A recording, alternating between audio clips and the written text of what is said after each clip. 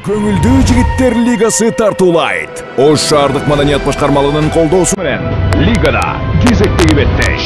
Тайпалык баскычтын 2-чи туру 22 сентябрь Ош улуттук драма театры. Башталышы 19:00.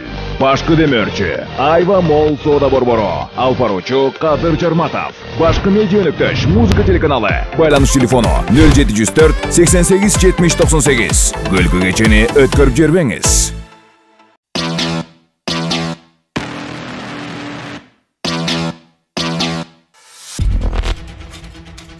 Негізі бүгін достық жеңді. Рахмет.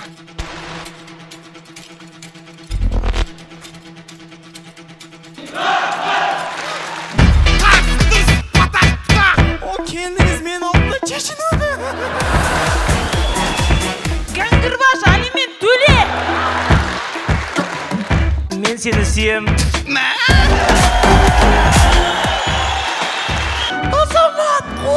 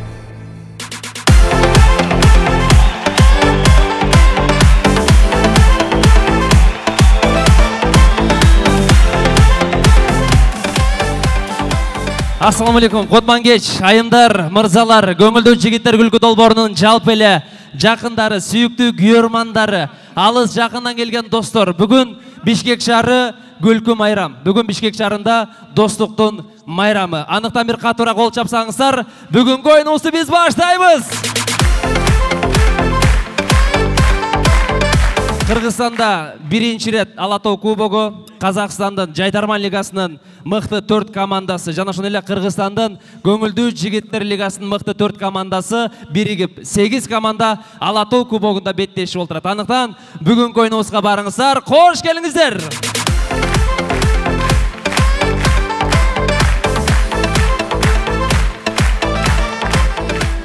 Бүгін Алатау кубогуста 8 команда ат салышат, 4 жуптук.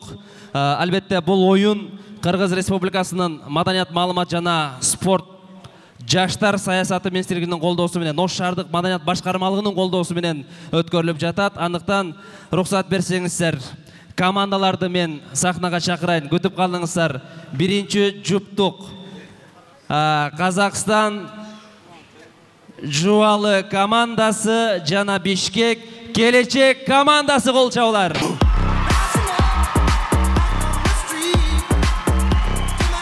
Рахмат. Урматтуу достор, бүгүн биз Казакстандан келген Жуалы командасы кылбаган нерсени кылабыз. Ne kılavuz? Элди күндүрөбүз да, конечно. Тарс, тырс, патак, патак. Дегендей, ассалаумағалейкум. Катыра кол чабыңыз, биринчи жуптук алдыңыздарга кыска нуска бетпен бетке чыгып олтурат. Рахмат. Кийинки экинчи жуптук 2 команда Казакстан Алатау СЮ жана Баткен Торнадо командасы.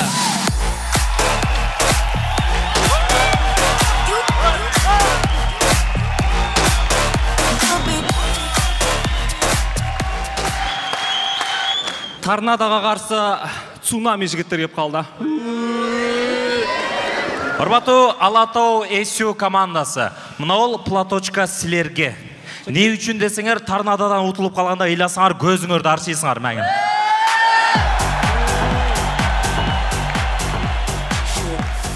Чоң рахмат.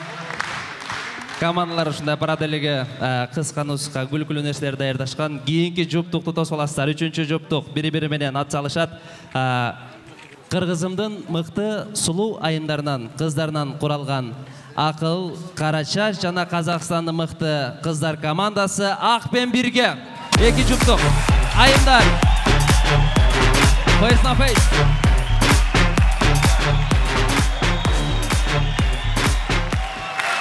И қыздар баштадық.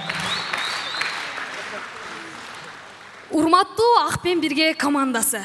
Сиздерди көрдүк, жакшынакай экенсиздер, бирок агыңыздар кана?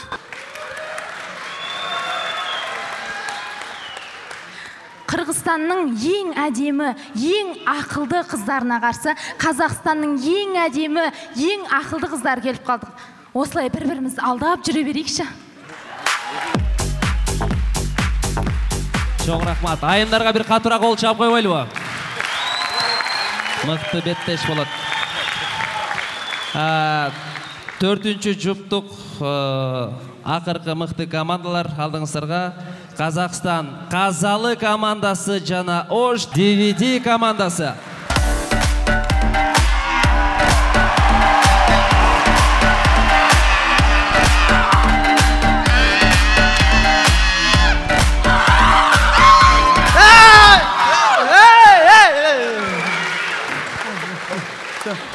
Баштадық. Құрметті DVD командасы, нан қайқатығамыз.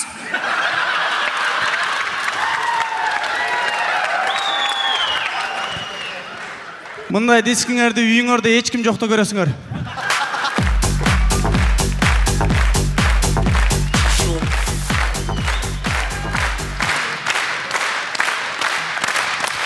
Рахмат. Бүгін Алатау кубогында ошол 8 команда беттешет. Ар бир жұптықта бірден бізде Жакшынакай Алатау кубогының статуэткасы бар. Жеңүүчү командаға бірден статуэтка тапшырабыз. Салеме жыйынтыгында бүгүнкү оюнда кайсыл тараптан, же Казакстандан келген командалар, же Кыргызстандан чыккан командалар кимиси көбүрөөк статуэтка топтосо, жыйынтыгында Алатау кубогун ошол мамлекеттен келген командалар утат. Кол чаап койсоңуздар болот. Ийгилик болсун. Рұқсат берсеңіздер, ошол командаларды балоочу бізде кийинки команда бар. Бұл албетте Калыстар тобу командасы. Калыстар тобу менен барыңыздарды акырындап тааныштырайын. Мүмкүн болсо ошол юмор жагына, КВН жагына түшүнүгү бар инсандарды чогулткан аракет кылдык. Биринчи болуп эл аралык КВН союзунун чемпиону, Спарта командасынын өкүлү Казакстандан келип отурат. Эркебулан Мырзабек, кол чабуулар.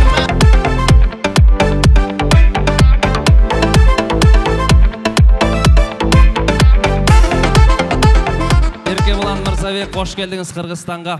Бар болыңыз. Кейінгі Калыстар тобунун өкүлү Тамашоу лигасы 3-чү сезон чемпиондору. Актер, сценарист, автор дегеле койчу көп кырдуу талант. Агорго Сити командасы Самат Эркинбеков.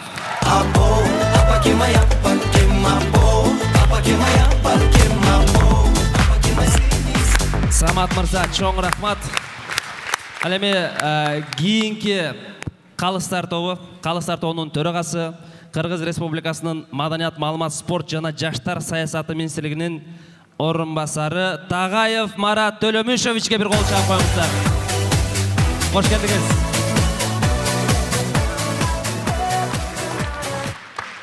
Казакстандан келген дагы да болсо бизден мыкты талант. Жайдарманчы, актер, блогер Нурболхан Шарапов.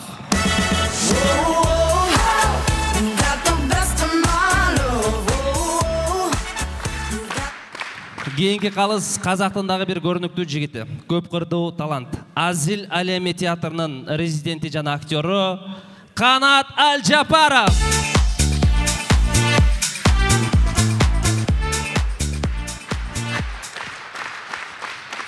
Кейинки жигит, кейинки Калыс, мыкты журналист, мыкты продюсер, бизден жакын досубуз, таланттуу жигит Каниет Жыргалбековго бир кол чаап коюңуздар.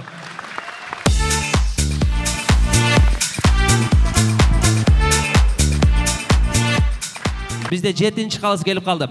Тамадалар командасынын капитаны, тамашоочу, легенда, эң негизи Разбой киносунун режиссеру Азамат Исмаиловго бир кол чаап коелу.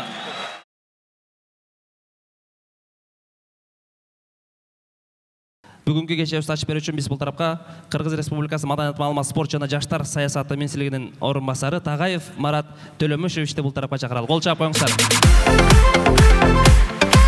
Жана бүгүнкү оюнубузда бизде ардактуу өзгөчө сыйлуу коногубуз бар. Ал албетте ушундай оюндар эки элдин достугуна бул кишинин салымы абдан чоң. Казакстан КВН союзунун президенти Эсен Элюкен Баймухаммед уулуну мен бул тарапка чакырайын. Кол чабуулар.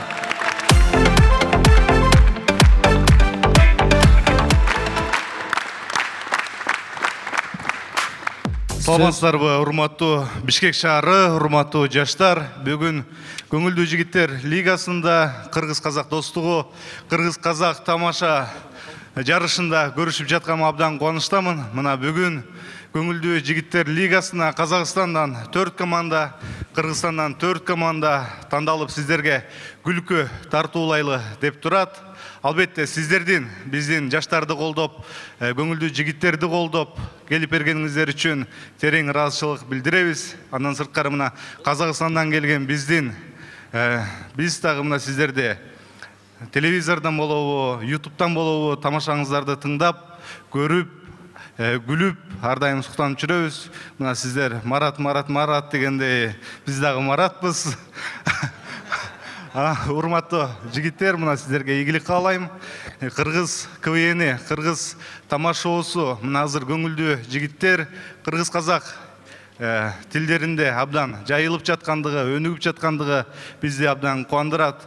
Биз мына чогуу эле баарыбыз бир муун болуп өсүп келе жатабыз. Биздин алыстыбызда мына улуу легендалар, тамашанын, көңүлдүү жигиттердин, КВНдин легендалары дагы отурат десек болот. Мына Самат Эркинбеков эле биз менен чогуу өскөн чоң легендалардын бири болуп калды.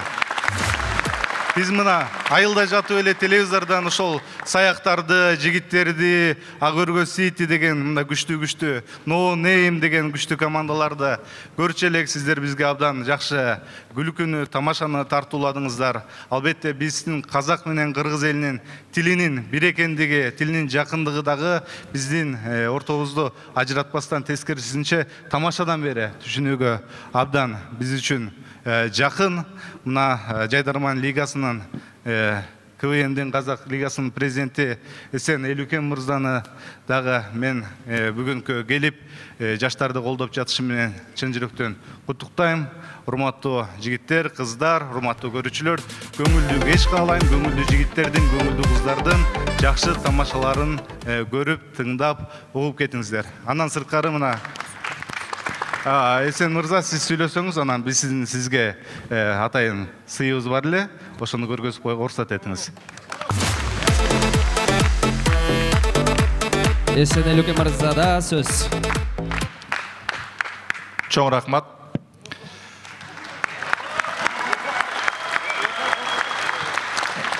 Урматтуу көрөрмөнлөр, осыдан 6 жыл бурун осы сахнада алғаш рет Казак Жайдарманның өкілдері ойнаған. Сол кезде оның алдында да армандап жүргенбіз. Осындай үлкен жоба жасайық, осындай проект жасайық деп Эрмеккеде ұсындым. Содан осы сәті бүгін түсіп тұр. 3 жыл болды, осы көңілді жігіттермен жұмыс жасап жатырмыз. Жалпы Қырғыз бен Қазақ бұл енді Алатау кубогы деп аталуы да бекер емес. Таудың екі етегін емген екі халық. Былайша айтқанда бұл жобаны бір туған деп атауға болады. Осы жобаны бізде басшылар өздері кездесіп жатады, саудалар өздері жүріп жатады. Бірақ шығармашылық, балаларға, жігіттерге шығармашылықпен араласу бұл үлкен дүние. Осыны қаладық, осы күнге жеттік. Мен бақыттымын. Чоң рахмат, игілік қырғыз бауырларға. Урматтуу Эсен мырза, урматтуу Кадыр мырза, мына бұл ынтымақ, бұл достық, бұл тамаша Орта Азия боюнча, Борбор Азия боюнча жайылып, кийинкилерде мына биздин өзбек халкыбыз менен, жалпы биздин Борбор Азияда чегарасыз бардық тамашалар жайылат деген чоң ишеничибиз бар. Эсен мырза, сизге дагы ийгиликтерди каалайбыз, сизге чоң рахмат.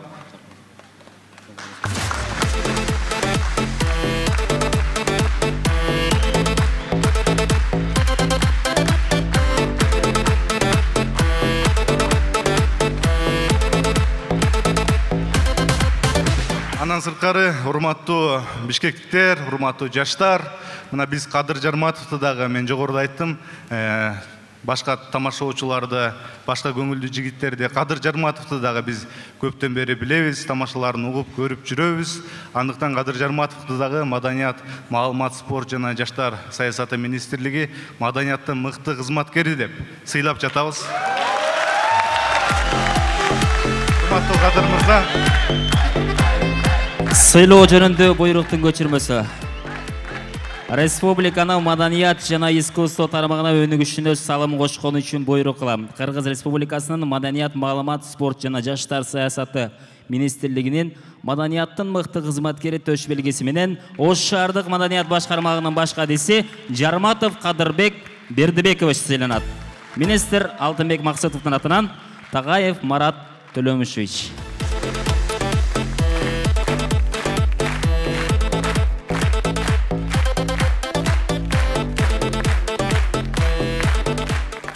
Анда эмесе көпкө чойбойбуз. Биз бүгүнкү оюнду баштайлы. Командалар бүгүнкү оюнга ийгилик.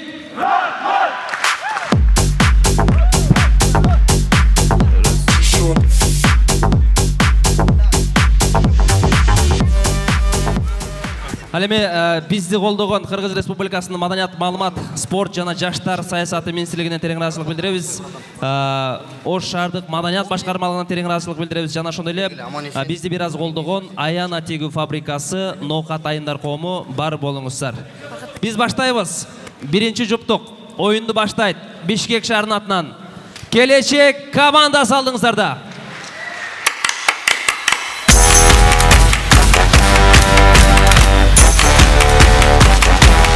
Керемет geçinizler менен Бишкек! Рахмат. Урматтуу достор, чындыгында биз КВН ойной элегибизге аябай эле көп болуп кетти. Жигиттер биз тамаша ойногондочу тринканы мындай эле ойночубуз да. Азыр TikToктон ойноп калбадык. Ал эми жигиттер, өзүбүздө эмне өзгөрүү болду? Мен барбершоп ачпадымбы? Сеники чачтарач эмес беле жөн эле. Ошол чачтарач деген сөздү барбершопто өзгөртүп койдум. Ичиндегилер ошол бойдон эле просто клиент койду, клиент. Жигиттер, ушу Батуми ресторанына жаман кайгырып атам десеңер. Неге кайгырып атасың? Батумиге сени вообще тиешең жок да. Жок, тиешем го жок. Өткөндө кашай обедке ошо ресторанга кире койбоймбу? Лагманды жаңы эле алып кел дегенде экскаватор моундай көтөрүп кетти го.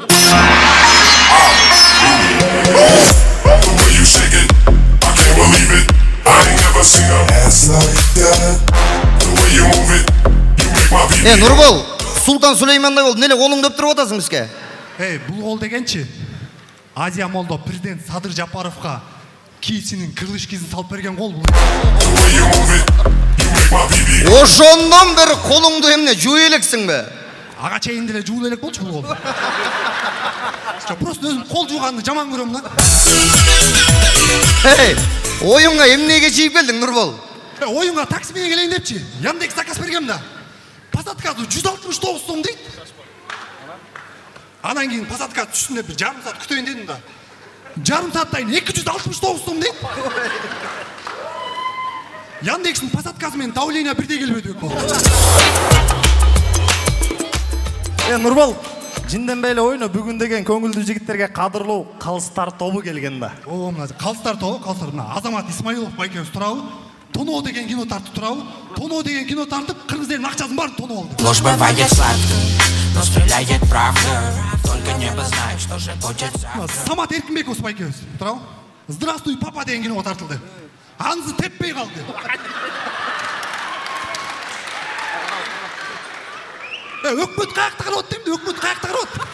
Нурбол, сен кызыксың го? Ал кино теппей калганы менен өкмөттүн кандай тиешеси бар бири-бирине? Мен билбейм, Кыргызстанда бирдек көзүлө баарыбыз өкмөттөн көрөбүз го. Нурбол, бүгүн ошо Кыргызстанга деген Казакстандан сыйлуу конокторубуз да келип калганда. Тура жигиттер, тура. Эркебилан Мырзабек, Масликовдун высший лигасынын чемпиону. Кол чабуулар. Эркебилан ага биздин командабыздын атынан сизге чакан подарок. Подарок.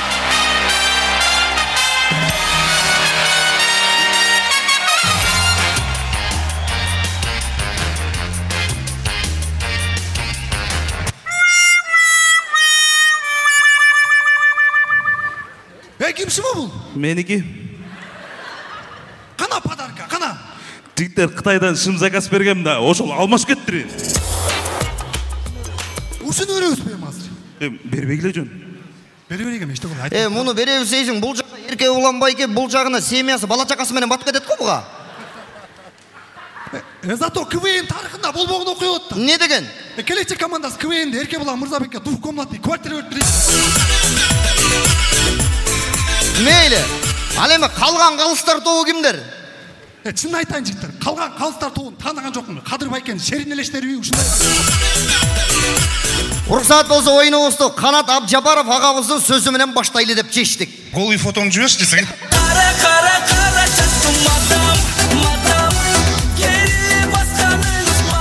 Төртө өзара басташак болбойбу.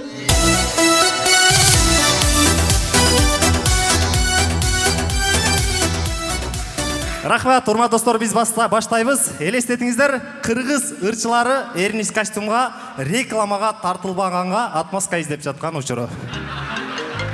Эй, эрнис костюмсун админи чалып атат, мен сүйлөшүп койчу сен. Өзгөнө сүйлөшчү. Сүйлөшчү жок. Кадырбек, сүйлөшүп коңузчу. Ой, елки. Алло. Алло, саламатсызбы? Саламатчылык. Абылай Бакиров бар бекен? Ал жок эле. Каякта? 25 жылга камалып кеткен ал. Камактан чыккандан кийин чалып коесуңар ба? Болду, чалып коесуң. Мына бул экранда турган чоң буканы көрдүңүздөрбү? Бул бука американский ангус букасы.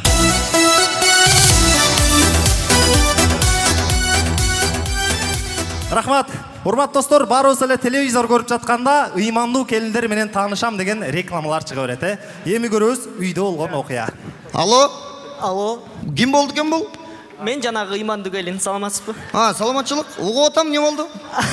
Сиз менен таанышыбыз болобу? Болот, конечно, анда жолугу бир кафеге бар, кененирээк таанышпайлыбы? Байке, сиз таза бетиңиз жок окшойт. Мен деген ыймандуу келинмин да. Тем более саат деген 10дон өтүп кетиптир. Лучше меникине эле келбейсиз байке. Өзүңдү кармайыр. Бектур билсе башыбызды кесип коет.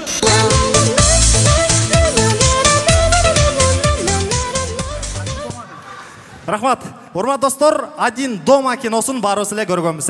Эми элестетиңиздер, ошол кино Ошский вариантта. Ата, апа, ака, ука, кактасыңар? О, кат. Салам кат. Балам, биз атаң, апаң, акаң, укаң болуп баардыгыбыз Москвага иштегене кеттик. О, yes. Эй, сен не жыргып атасың? Үйүңдө жалгыз калбадыңбы? Зато квартиранты киргизе алам дейго. Сүйүүсү бар күндөрүң керемет, күйүп жанып жүргөнүң керек. Ким айтты сен сенбисиң деп? Сен сенбиш эмесиң, сен просто кандай айтсам, сен самса, мантысанды алып жеген акчаң бар.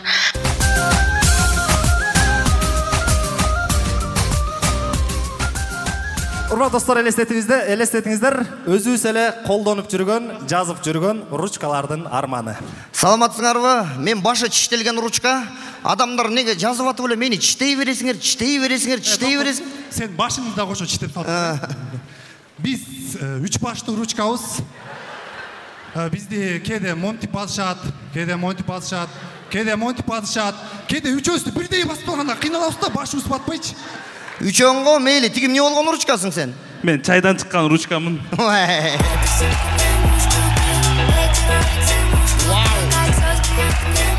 Чоң кыз, таанышып албайлы, атыңыз ким? Карандаш. Карандаш. Бирок өчүргүчү мощный экен. Сүрөттөгү жаран үйүмө келип, кучактап өп, сага келдим деп.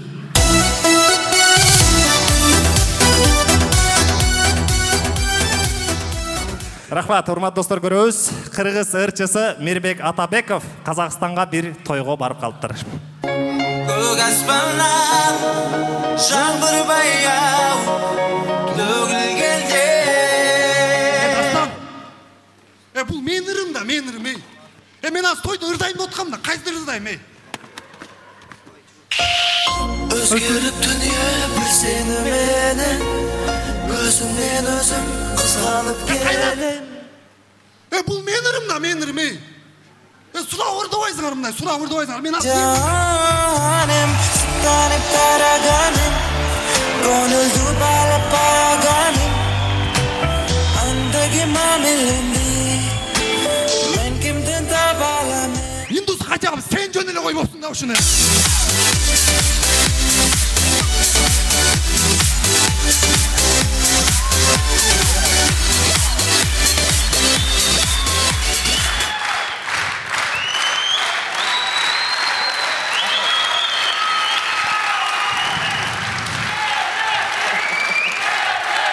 Рахмат.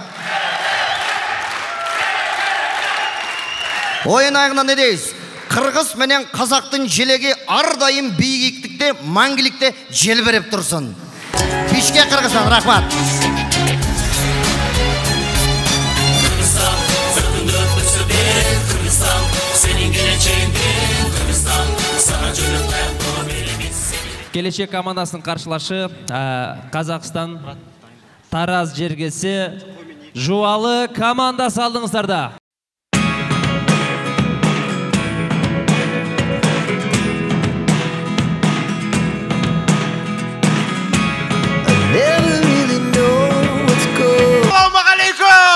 Мен бұның ответін білем. Уағалейкум ассалам. Тоқтаңдаршы. Қырғызстанға Қазақстаннан келдік қой. Біз Қазақстаннан емес, біз Жуалдан келдік қой. Мен де Жуалдан келдім. Жуалы Қазақстанда, бір туғандардың алдындамыз, бір қазақ қырғыздардың бір батырларын ба айтсаңдаршы бір әдемі қылып. Урматты достар, біздің Қазақстандан Абылай хан батыр шыққан. Сіздердің Қырғызстандан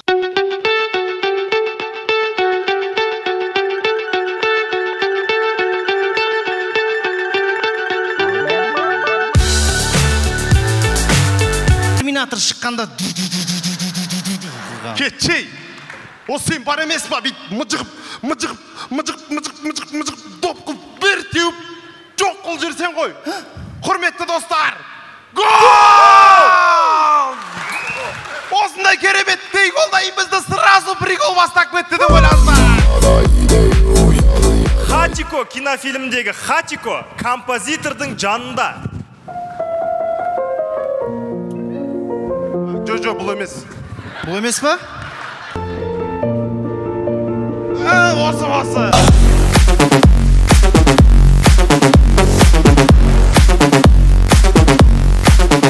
Рахмат достар. Кең жайлауда зеріккен ұй. Топ шығыш керек еді.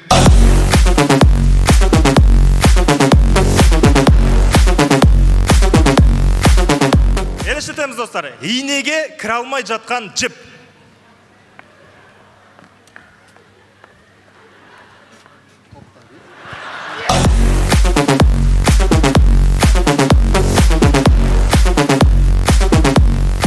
Елішітеміз достар. Хатико бизнесмен болса.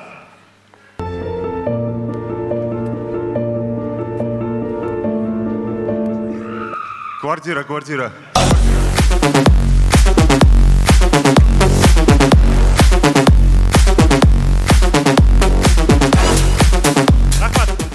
Başı 4 бұрыштық бала базарда.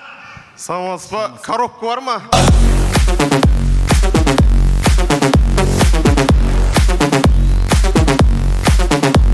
Рахмат. Бәріміз күндің батқанын білеміз. Ал күн батқаннан кейін емне қылатын ешкім білмейді. Шаша көтің қатын шай ғой.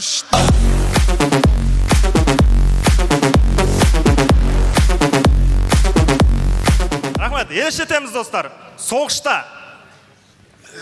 Тастап кет, бәйхе, таштап кет. Жоқ, сен соғысқа барасың.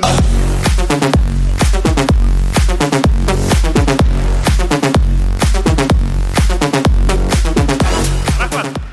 Бір клубта ойнайтын екі жан дос. Братан, енді отдельно екеміз түр жүрші. Bella ciao, bella ciao, bella ciao, ciao, ciao, it is the flower. Çok rahmat dostlar. Oyun ақырында. Рахмат. Ойын ақырында. Құрметті достар, біз ойын ішінде барынша қырғыз тілінде сөйлеуге әрекет қылдық. Онша емес болса да әрекет қылдық. Өйткені қазақ пен қырғызға ортақ болған ұлы жазушы Чыңғыс Айтматов тілі жоқ елдің өзі де жоқ дейді. Сондықтан да бізді таза қырғызша сөйледі деп ойладыңыздар. Сіздердің алдарыңызда өнер көрсеткен Triple G, жар үшін жар алған Жуалы. Ақ сары жасыл қызыл көк түсті нотадамыз, қап-қара кеттадамыз, ақ-қара лентадамыз, қайт районға дос, мағайындарға тос, Қырғыз елі меймандос келеміз. Қатыра қол шап қойлы. Қонақтарымыз команда Жуалы. Ең мықты, қош келіпсіздер. Бірінші рет Қырғызстанда. Дал ушул биринчи жұптықты екі команданы сахнаға шақырам. Келечек командасы, Жуалы командасы. Ғана келіңіздер. Микрофон қалыстар тауында. Сіздерде болғаны әрбір жұптыққа бірден ғана ұпайыңыздар бар. Қайсыл команда жаққан болса, ошол командаға ұпайды берішіміз керек. Жиынтығында ұпай көп топтаған команда статуэтқа ие болады. Азамат Исмаилов. Азамат мырза. Ассаламалейкум. Ассаламалейкум, урматтуу Қазақстаннан келген қонақтар, меймандар, қалса тұрғында қонақтар, жалпы көрүүчүлөр. Мен ойдың артанын астында қазақтар айтат қанша деп, қырғыздар айтат қанша деп. Чы менен шы болбосо айырма жоқ анча көп. Болбосо бабабыз қазақ айткандай басында кийген ак калпак кыюлап шетін шыргызган. Менин да бетим жап-жалпак, айырмам кайсыл Кыргыздан дейт. Ансыгары Кыргыз менен қазақ бир тууган.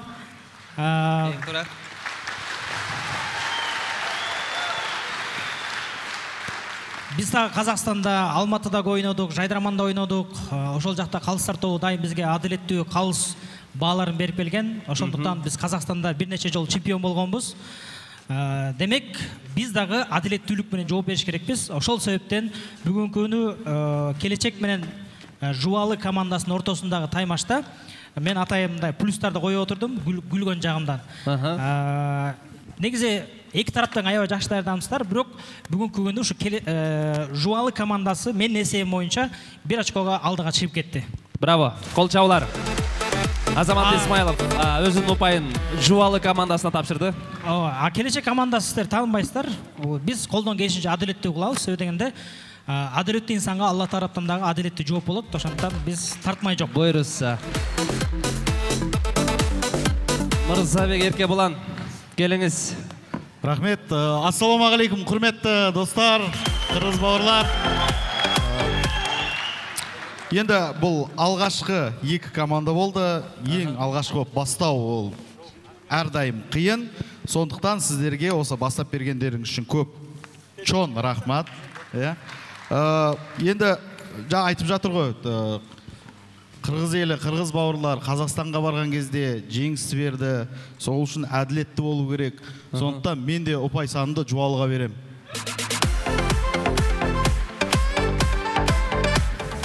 Рахмет. Әрине, түсіндіріп өтейін, не үшін екен бұл жақта да күлкі саны бойынша Жуалы сәл басымдырақ болды. Ал келешек командасына енді подаркілеріңізге көп рахмет. Керемет. Рахмет, ұпай саны Жуалыға. Чоң рахмат. Эркебулан Мырзабек, катуура кол чаап коюңуздар. Эми ар бир калыстын өзүнүн көз карашы бар, өзүнүн ою бар. Кайсыл командага тапшырат, аны өзүңүздөр билесиздер. Самат Эркинбеков. Ассаламу алейкум. Кутман кеч барыңыздарга. Мен жанындагы кесиптештердин дагы сөзүнө кошулам. Сөздү көп айтпайын. Анткени дагы алдыда көптөгөн командалар бар. Келечек малатсы, чындап эле Эркебулан мырза айткандай, биринчи башташ бул өтө оор. Силердин Мирбек Атабеков жөнүндө тамашаңар, шуткаңар жакты мага. Бирок ага караганда Жуалынын ийне жип тууралуу шуткасы мага андан да көбүрөөк жакты. Мындайчы. Рахмат силерге. Мен бир упайымды казак бир туугандарга берем. Жуалы командасы. Пока что эсеп 3-0. Кезек Марат Төлөмүшевич, сизде, келиңиз. Эки команда тең абдан жакшы даярданыптыр. Экөөнө тең абдан күлүп отурдук. Келечек командасынын көп тамашаларына күлдүм, бирок Аңгус Бука, анан Көкбөрү пианист деген бир аз мага жаккан жок. Бирок анча дагы сиздердин тамашага көбүрөөк күлгөн үчүн мен упайды келечекке берем. Браво. 3-1. Нурболхан Шарапов. Бұл жігіт кімге тапсырар екен әме? Ассалаумағалейкум бір туғандар. Енді Қазақстаннан келген қалыстардың ішінде қырғыздарға ең жақын тұрған мен болам да, я. Чекарада Маймақ деген станцияны білесіңдер ме? Білбейсіз, Саткей, Маймақ деген сол жерге жақын тұрған мен болам. Сондықтан мейман достықтарыңыз үшін чоң рахмат сіздерге. Ойынға келетін болсақ, енді бірінші бастау өте қиын болып тұр. Бірақ дегенмен командаларға чоң рахмат. Маған ұнаған ішіндегі ең ырчылар, енді біз қазақ қырғыз дос болғаннан кейін бір-біріміздің ырларымызды сұрабай да ырдай береміз де. Сондықтан сол блок үшін мен келешекке бере қойын даусымды. Браво. 3-2. Рахмат. Қанат Жапаров. Рахмет. Баршаңызға қайырлы күн, құрметті ағайын туысқандар. Енді барынша жуалы командасы біз енді өзіміз көріп жүрген, бауырларымыз көріп жүр.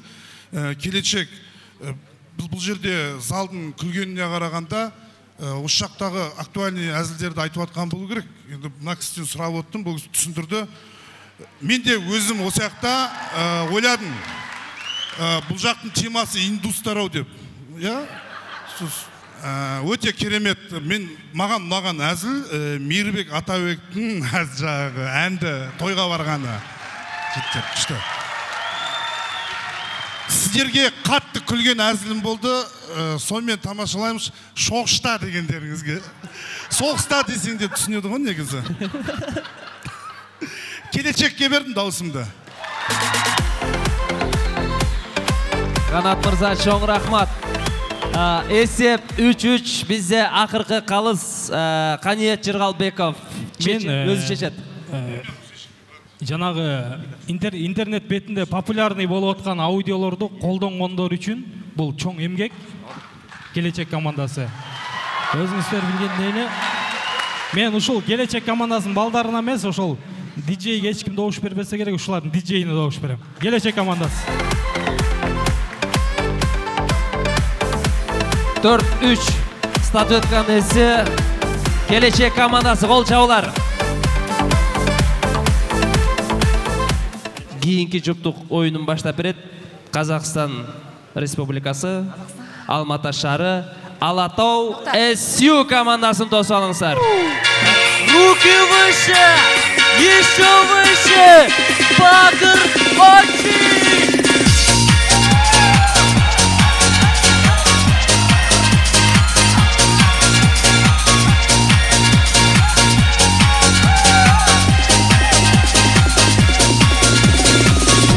Ассалаумағалейкум, Қырғызстан!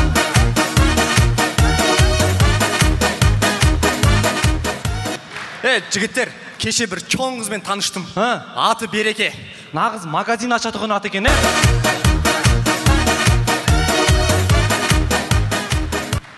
Жігіттер, мен 1 секундта 87-ге дейін санай алам. Давай. $.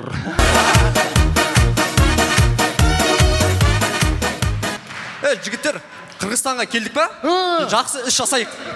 Гулееваға барып, сауналар бар екен ғой? Соны жауып барыңыз, сносқа жіберейік. Сен не сносқа жіберетін? Бішкектің вице-мэрсің ба не?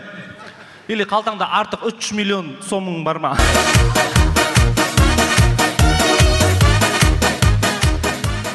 Андай болса белеп отырыңыздар. Алатау кубогында Алатау СЮ! Ол менің ақбештім, келбетімді келіскен. Мен саған ғашық болып қиналдым әттең іштен. Ол менің ақбештім, келбетімді келіскен. Мен саған ғашық болып қиналдым әттең іштен. Салам достар, доғалақ баштар, чиылған қастар. Баршамыздың дәл осындай достарымыз болған шығар. Мал қара, айбей, чек. WhatsApp группаға таштайым ғана, айбей, Альбина қандай жігітпен жүріп кеткенсің? Ол менің ақбештім, келбетімді келіскен. Мен саған ғашық болып қиналдым әттең іштен. Ол менің ақбештім, келбетімді келіскен. Мен саған ғашық болып қиналдым әттең іштен. Андынысы көрәуіз, күліп-күліп өләбіз. Азамат бәйкеғі бөләбіз. Музыкаға вкусы жоқ жігіт сөйлесіп жүрген қызымен машинада. Bişkegim barbarım sen, bütündey jürgü sen. Қайда? Туған жерімнің топырағына. О менің ақбештен, келбетің ақ келіскен, мен саған ғашық болып қиналдым әттең іштен. О менің ақбештен, келбетің ақ келіскен, мен саған ғашық болып қиналдым әттең іштен.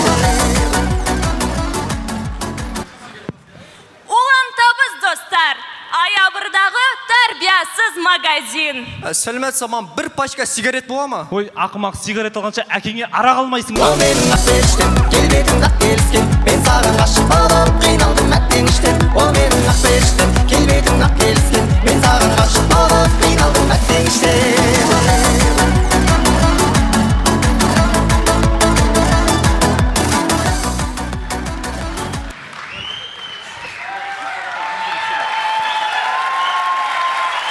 Чон рахмат. Келіні менің мәмілесі өтті жақшы қайната. Сен тамақ пісірмейсің, а? Не үй жинамайсың, не тамақ пісірмейсің, шаш? Ұрыспа келінге. Келін жүр темекі шек қайтамыз. О менің ақбештен, келбетің ақ келіскен, мен саған ғашық болып қиналдым әттең іштен. О менің ақбештен, келбетің ақ келіскен, мен саған ғашық болып қиналдым әттең іштен. Түрмеде 15 жыл отқан байкелеріміз түрмеде. Жігіттеріне болмайды. Зона, комфорта дегенде шығу керек бізге. О менің ақбештен, келбетің ақ келіскен, мен саған ғашық болып қиналдым әттең іштен. О менің ақбештен, келбетің ақ келіскен, мен саған ғашық болып қиналдым әттең іштен. Сүйген қызының қолын сұрай алмай жатқан жігіт. Альбина, білесің, жақында тайнем қайтыш болып еді. Ошының орнына адам керек болып жатыр. О менің ақбештен, келбетің ақ келіскен, мен саған ғашық болып қиналдым әттең іштен. О менің ақбештен, келбетің ақ келіскен, мен саған ғашық болып қиналдым әттең іштен. Не болса да ақырғы тамаша. Әрбір мұғалімнің сүйікті оқушысы болады. Жас, мына жерге 2 шығасың, Беслан, мында игрек. Қастаев, тұр! Жүректі жараламай, өткенді араламай, ғашықтар өмір кешсе болмай ма? Бір-бірін сүйген жүрек шаншиды неге күйреп, сезімді бағаласа болмай ма? Жүректі жараламай, өткенді араламай, ғашықтар.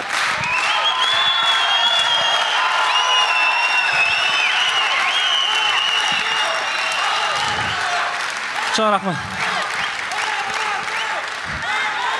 Құрмет достар, ойын соң... Ой...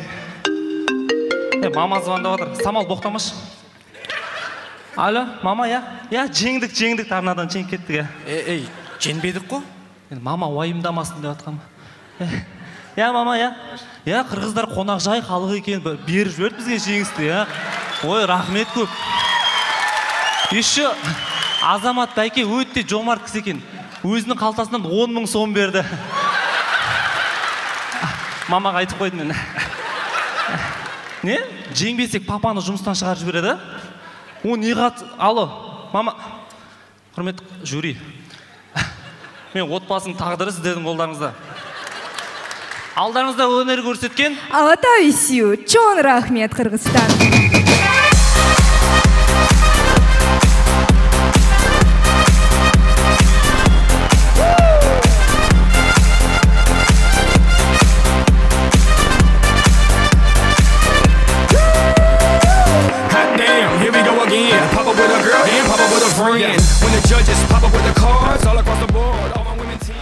Бүгінгі командалардың арасынан ең еле жаш команда болып саналады бізде. Қырғызстанға бірінші рет келіп отырады. Чоң рахмат, бар болыңыздар. Алатау Сью, чоң рахмат.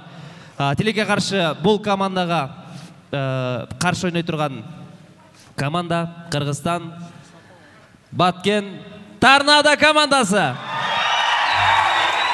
Екі әлем бойынша рекорд жасайды, тек қана бір елде ғана сол елдің киносынан оза алмайды. Қырғызстаннан оза алмайды. Ойлаңыздар, қырғыздар просто былай істеген. Біз өзіміздің киноға барамыз, аватарды қойшы интернеттен көре саламыз, бір-екі айдан кейін шығады ғой деп. Міне, қолдау деген осындай болады да.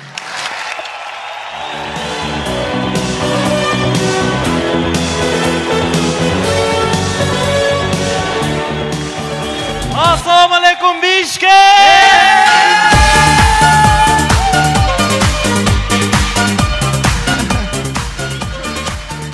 Жігіттер, бүгін ойын примерно қандай болушы мен білем. Қандай болады? Бүгін қырғыз командалар айтады, қырғыздар айтады. Бүгін ойында қазақтарға тартып қояды. Қонақтарды сыйлаш керек деп айтады деп ойлашады. Ал эми қазақтар айтады. Бүгін ойында местный аура болу өздерге тартады, өздерін қолдап қояды деп ойлайды. Ал эми біз мына баткендіктерге чисто бәрі-бірі. Ай?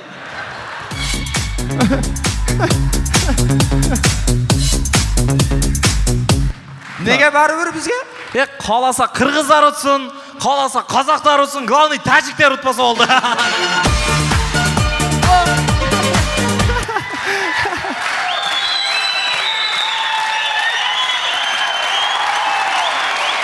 Аны мұны қоғыла, мұнда қылалап, қазақ елінен мықты адамдар келіп отады. Қырғыз елі білесіңдер, мейманды құр қол жөнелтпейді.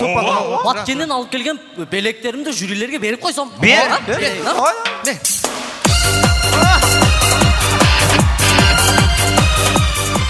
Ассалаумағалейкум, Марат аға.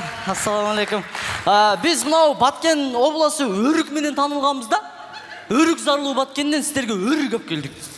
Так, бұл жөнекөй өрік. А бұл болса қақ. А бұл болса тоже қақ. Бұл ақ өрік. Бұл қызыл өрік. Бұл қара пакеттегі өрік. А бұл жөнекөй пакет салып аласыз.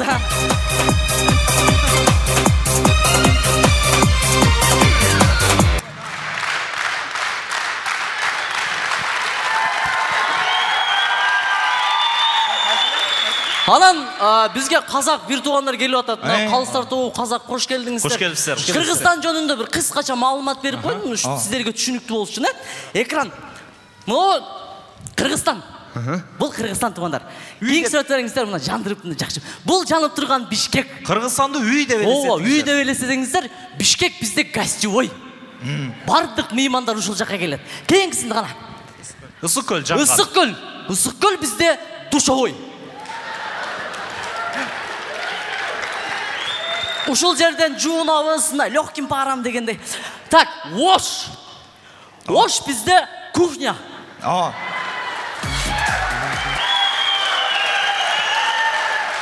Мықты тамақтар ошол жақта. Так, Нарын. Ой, Талас кенге чыққонстарчы. Талас бізде зал, тренажерный зал. Кашка берішеді. Олан тауыз, Нарын. Нарын бізде холодильник. Еми еттерді сақтаймыз. Вот Жалалабад бізде ес алу бөлмесі. Курорттар бар еші қыса. Баткен. Баткен жандырып қойғыла, Жандырай. Баткен. Баткен жандырып қойғыла.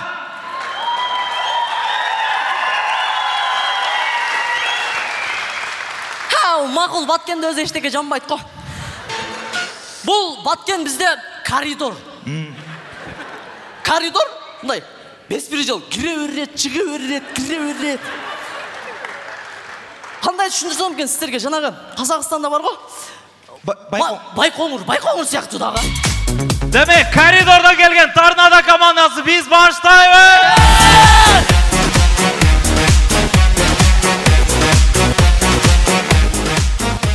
Рахмат.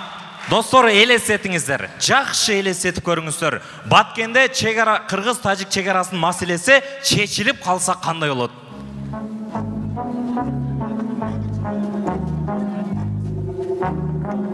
Елестетіп тағы шешілбей қойдыңыздар бұл?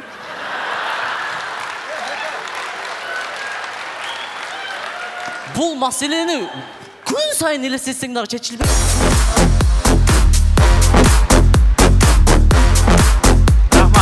Барыңыздар білесіздер, тоқ қанада көптөгөн тоокторго жалгыз короз болот. Ушул эле тескеринче ол көптөгөн короздорго жалгыз тоок болсо кандай болот?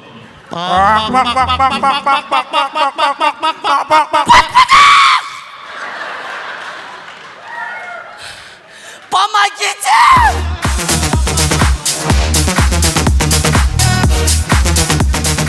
Кыз балага 40 үйдөн тыюу деген сонун сөз бар. Элестетиңиздер, үйдөн чыга албай жаткан кыз. Ай, сезим кызым каякта жүрөт? Кандайсыз, апа? Жакшы, рахмат. Апа, үйдөгү бардык иштерди кылдым. Кийимдеримди жууп койдум, ичиштерди жууп койдум. Жакшы. Анан бүгүн классыбызда чогуу окуган Айканын туулган күнү экен да. Барып чалып куттуктап коюш керек да? Вечер кылып атып чакырды, вечерге барыш керек болду. Вечерге баргың келип калдыбы? Билейин келип калды 11-дин балдары менен. Барбайсың? Опа! Не? Мага вечер. Барбайсың? Неге? Атаңдан сура. Атам кана. Не oldu? Вечерге барбайсың деп атам. Суна үйрөткөнсүң. Кошуна бир кетмен берип туруңдар.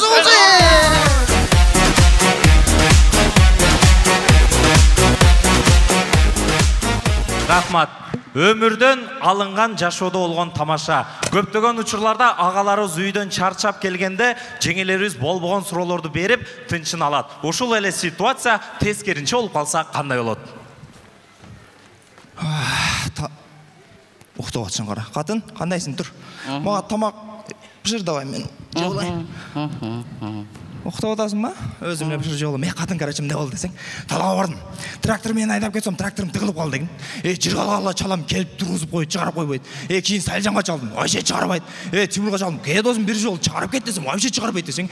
Анан Тазимге чалдым. Жан, мага не интересно десеңиз. Кайсыл жерге тыгылдыңыз? Канча адам тыгылдыңар? Баттыңар бул жакка. Мага не интересно, мен бала карап чарчап эс алайынчы, пожалуйста. Ушундай ба? Не интересно? Тур мындай. Мен дагы иштен чарчап келгенде, ушундай нерв болуп келгенде, ай, Айнуранын сөйкөсү мынандай экен. Ай, Айнуранын кайненеси мынандай халат алып бериптир. Ай, Айнура мынандай кылып Түркияга кетип атыр деген сөздөрүм жок байт. Чарчап келем. Уктаң? Укта. Жөн айтса болот го.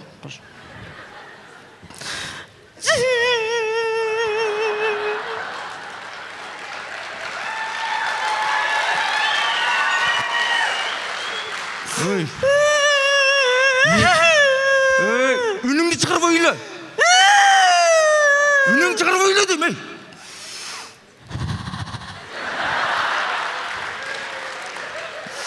Өлтүрүп койма азырчы. Не болду дагы? Сизге менин сөздөрүм дагы жакпай калыптыр да. Жакпайт? Мен сагынып сүйлөшкүм отургум келип, мен сүйлөшсөм ушта кечирип сурап койсоңуз болот го, турабы? Кечирсем кутам, кечирип кой. Макул. Уктач.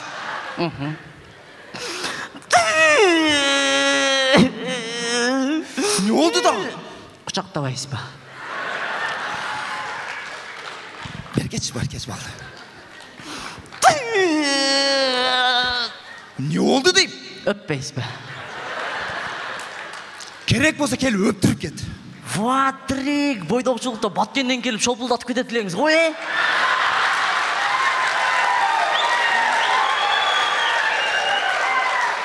Эми мага кичине болсо эле, эми кылып да болсо. Уктагын азыр өлтүрүп койм азыр.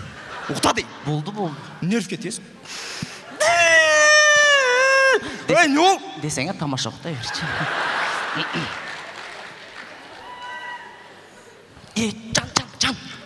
Жан. Не болду дагы? Ошондо канча адам тыгылып калдыңар?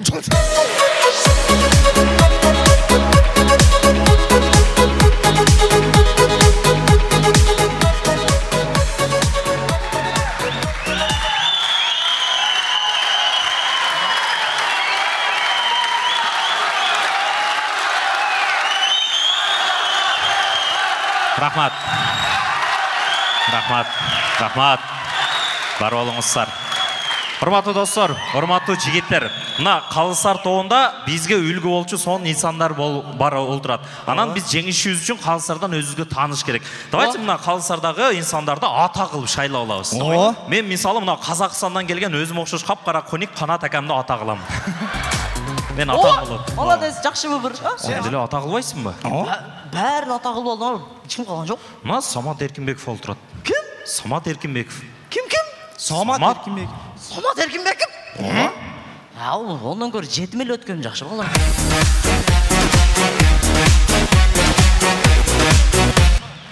Бапеш деген сөзгө аллергиясы бар Торнадо командасы. Чоң рахмат!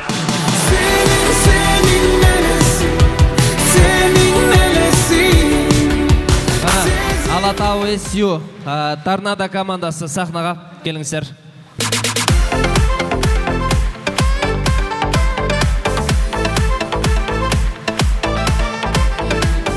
Қане Жерғалбеков, бұл рет ұпай кімге? Бұл рет Алатау СЮ-ға берем, Торнадо тарынбайсыңар, ә? Чоң рахмат, қол чаулар 1-0. Алатау СЮ. Қанат Әлжапаров, кезек сізде. Рахмет, кезек менде. Жігіттер, енді командалар бір-біріне сай команда екен, өте күшті. Ұнады әзілдері. Баткеннен келген, Баткен деген жерде естігеміз. Насыбай бар, анау-мынау деп айтады. Енді өзім Баткендікін атам десеңде ойнай айтам қызым. Енді білеміз, енді жаңа неден, енді бұлай географиядан да білеміз ғой, бірақ Қырғызстанның жаңағы картадан шығарып қойғандарыңыз өте күшті болды. Таласта спортпен айналысатын жігіттердің көп екенін білдік. Оштың тамағы мықты екенін примерно түсініп өттік. Жаңа Тәжікстанмен ортадағы проблемаларыңызды бір күшті бір қозғап атқан сияқтысыздар, бәрі жақсы болып кетсін. Алатау күшті, молодцы, жігіттер, драйв, жүгіріп жүрсіңдер, дедектеп, неғып жүрсіңдер вообще. Өзіме ұнады, екі команда да ұнады.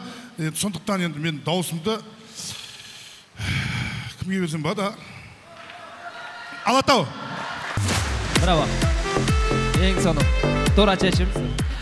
Екі командаға да өте көп рахмет. Енді Алатау СЮ-ді білеміз, қандай команда екенін өте қай кезде бірінші шығарсаң да, соңғы шығарсаң да, бәрібір сол халыққа көңіл сыйлайтын команда, көп рахмет. Торнадомен мен бүгін бірінші жол танысып жатам. Чоң рахмет сіздерге. Енді жаңа картамен біз шынымен Қырғызстанның біраз жерлерімен танысып жатырмыз. Енді отбасылық басы өте әдемі басталды сіздерде. Кейінгі әзілдеріңізде кішкене болды да, ары қарай уже отбасылық блоктарыңызды сәл кішкене халықтың көңілін көтергендей болды. Бірақ дегенмен де енді білмеймін, өте қиын болып тұр. Торнадоға берейін даусымды, құрметті. 2-1, чоң рахмат, Нұрболхан Шарапов, Кезек, Тағаев, Марат Мырза, келіңіз. Шынында абдан қиын таңдау, екі тараптен абдан мықты даяннанған. Торнадо, Баткен жүрегіз, барыз, сөз. Бірақ бұл жолы Тараза ташы Алатауды. 2-2, Самат Эркинбеков. Рахмат. Біз қазақ мен қырғыздар бір-бірімізге жаман ұқсас екенбіз да мындай, за кулисами мен ешкімізді айырмалаған жоқпын. Вот сахнаға шығып, светтер тигенде айырмаладым. Оказывается, қазақтар бізден кішкене ағырақ екен, чуть-чуть мындай ағырақ болады екен да, реально да. Ақтардан баштаймын же, қаралардан баштаймын ба? Ақтардан баштайлы, қонақтардан. Қонақтар, мен сілердің шуткаңарға қарағанда биіңерді көбірек күтіп аттым да. Бар ғой мындай динамика өте күшті болды. Прям шуткасы бүтіп азыр билейді ғой деп күтіп өткенсің да. Шуткаларыңардағы айбай сонын екен, жақты. Торнадо, мен бұл ұпайды сілерге араң өзіңер айтқандай зорға берем да. Бұдан да жақшырақ даярдансаңар болмақ болчу негізі. Еркебұлан Мырзабек, кезек сізде. Рахмет. Самат Мырза, сіз айтып жатсыз. Қазақтар ақшылдау келеді екен деп, біздің қанатқа қараңыз. Полная противоположность сіздің сөзіңізге. Біле жүріңіз деп атқаным ғой енді. Жалпы, Торнадо, рахмет. Баткеннің қай жерде екенін білдім.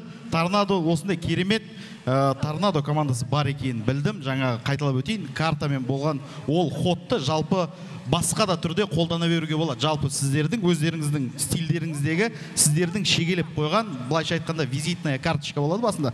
Сондай қолдануға болады. Өте керемет, рахмет. Шынымен жаңа Нұрболхан айтқандай, ортасында 1-2 миниатюраны семейный проблемаға дейін кішкене жетпеген сияқты болды. Бұлай негізі шыны керек, Алатау SU-да, торнадода екеуі де деңгейлес бірдей болды. Егер мысалы торнадо жуалымен түскенде, Алатаумен келешек түскенде, бізге жеңіл болатын еді. Мына жерде сонысымен де ойын қызық шығар. Алатау SU барлығына рахмет. Мен үнем бұлардың ойында айтам, мына екі шетіндегі екі балаға сонау Алматыдан Бішкекке просто билеп кетті да бұл. Вот КВН осынысымен қызық. Үйінде мамасы, не сен Бішкектесің? Биледім дейді. КВН ойнаған жоқсың ба? Жоқ, биледім дейді просто. Жүгіріп, осы, по-моему, менің ойымша, осы екі жекпе-жекте Алатауға берем. Бұл ұпайды жеңіп алған осы екі жігіт. Азамат Исмаилов. Кезексті? Менкі негізі ештеге чешпей қалды тұр. Чешпей қалды, бірақ тілеге қаршы, бірақ ұпайыңыз беріп қойсаңыз болады. Ойынды, жеке ойынды айтып қойын. Алатау командасы, қош келіпсіздер. Болды бұл, да? Қош келіпсіздер.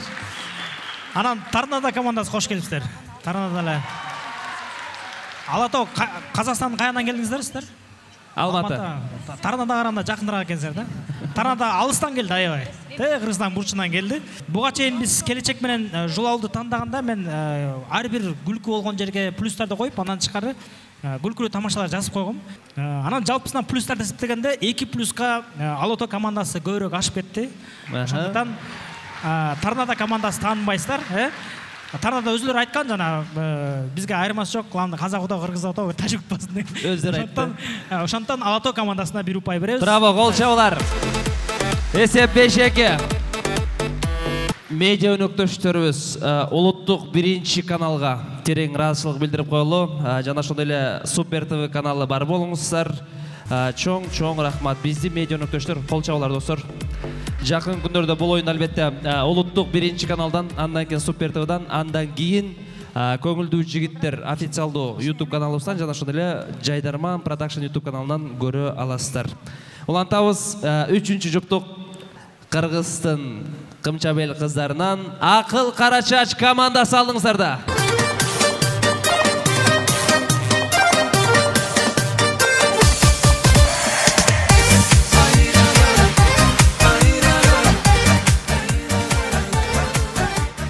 Булай эмне?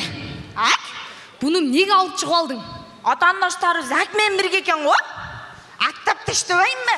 Жок, алар Акпен бирге эмес, алар Акпен бирге.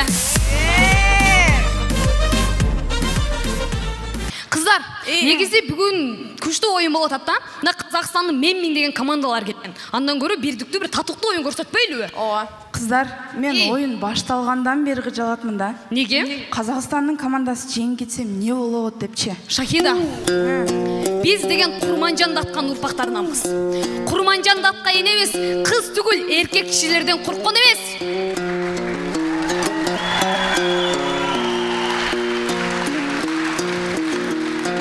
Биздин дүйнөнү багындырган, желегибизди чет жакта желбиретип жүргөн канчалган эжелерибиз бар. Мерим Жуманазарова, Айсулу Тыныбекова, дагы ким бар эле? Гүлзат Мамытбек. Ал сен нежең, биз нежебиз?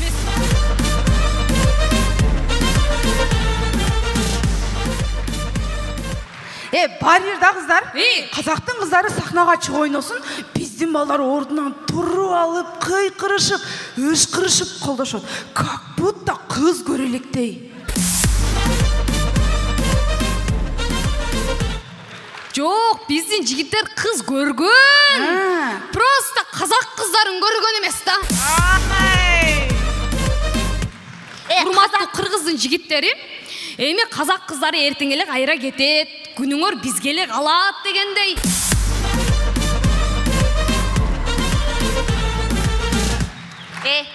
Казак кыздары дейсиңерби? Ооба. Анжамжа казак шоолоруна барып жүргөн жигиттер ошолорго кайрылуум бар да. Айтып кой да. Урматтуу кыргыздын жигиттери, Казакстанга барып аял издейсиңер, жар издейсиңер. Не, қазақ қыздарында бар нәрсе, қырғыз қыздарында жоқ беке?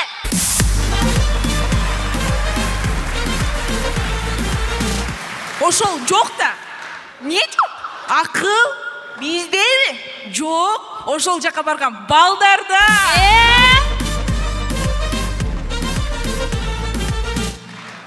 Жигиттер демекчи кыздар. Мына кээ-бир жигиттер бар да. Бир шарият боюнча бир эмес 4 аял алганга рухсат деп оз көптүрүп сүйлөйт го. Как будто бир жашоолоруна шарият боюнча жүргөндөй. Кыздар, азыркы жигиттер айтат экен да. Азыркы кыздар кыздай болбой калды, кыздын кыздай болгону жакшы деп көрдүк силерди дагы. Саныңар 17 миңге жетип калыптыр. Мамлекет кайдыгер карабай жылына 78 миллиондон акча бөлүп берет экен.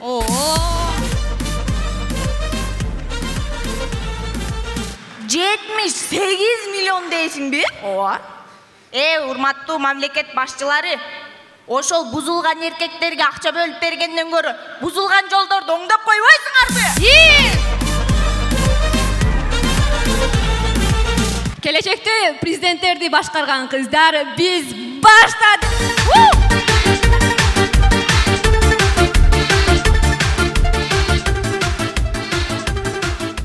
Рахмат, көрөбүз. Аябай эркек кыз көчөдө.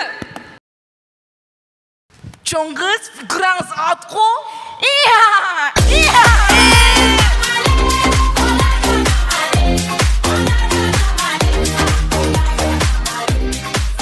Улантабыз, жанакы эле эркек кыз көчөдө.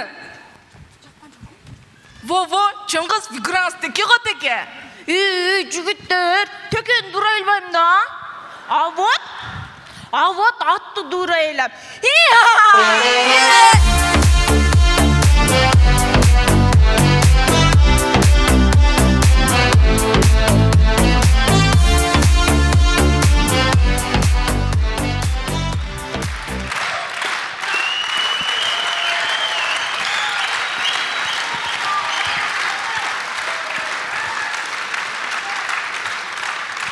Kızlar, Kırgızstanda жаңы мыйзам чыгып турго. Кандай мыйзам? Ар бир каза болгон прокурорго 21 миллион сом бере турган болушуп турго. Каза болгон адамдарга 21 миллион сом бергенден көрө, урматтуу мамлекет башчылары, жаңы дүйнөгө адам алып келген баатыр энелерге 21 миң сомдон берип койбойсуң бе?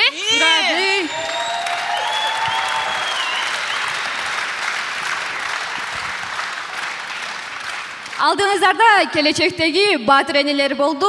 Чоң рахмат.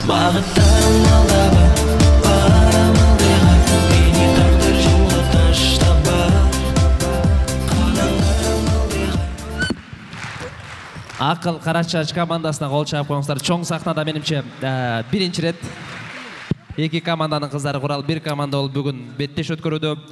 Бул команданын каршылашы Казакстан Астана шаары Акпен бирге командасы алдыңыздар да, тосуп алыңыздар.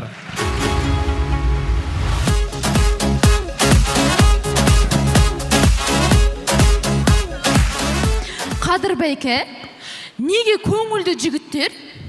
Неге именно жигиттер гана көңүлдүү? Бу жактын кыздар көңүлсүз ба не?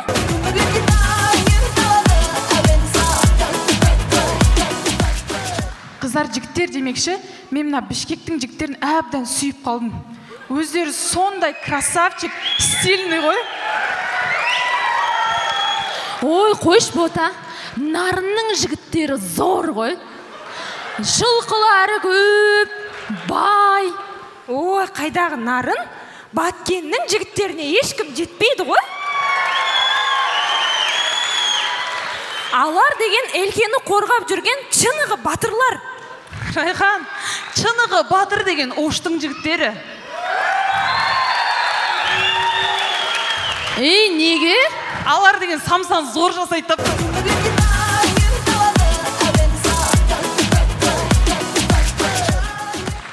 Кыздар, бүгүнкү оюнда биз жеңишimiz керек. Неге? Залда менин бурунку жигитим Айдос отур. Ойбай, Аура, сенің бұрынғы жігітің, менің қазіргі жігітім. Райхан, сенің қазіргі жігітің, менің келечек жігітім. Фото сенің келешек жігітің, менің қыздар қырғыз тілінде тағынай чак бар. Чак бар ғой.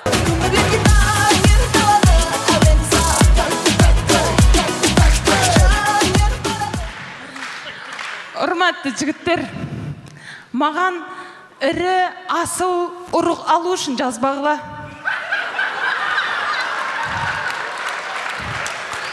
Мен неге өзімнің ірі тұқымды сендердің кішкентай тұқымдарың үшін құрбан қылуым керек? Біз осы асыл тұқымға қыламдар бойы араң жеткен ұрумыз. Менің 4-ші атам осындай болған. 5-ші атам енді өшіп келе жатқанда бір шыққандай қызды алып бәрін башынан бастадық.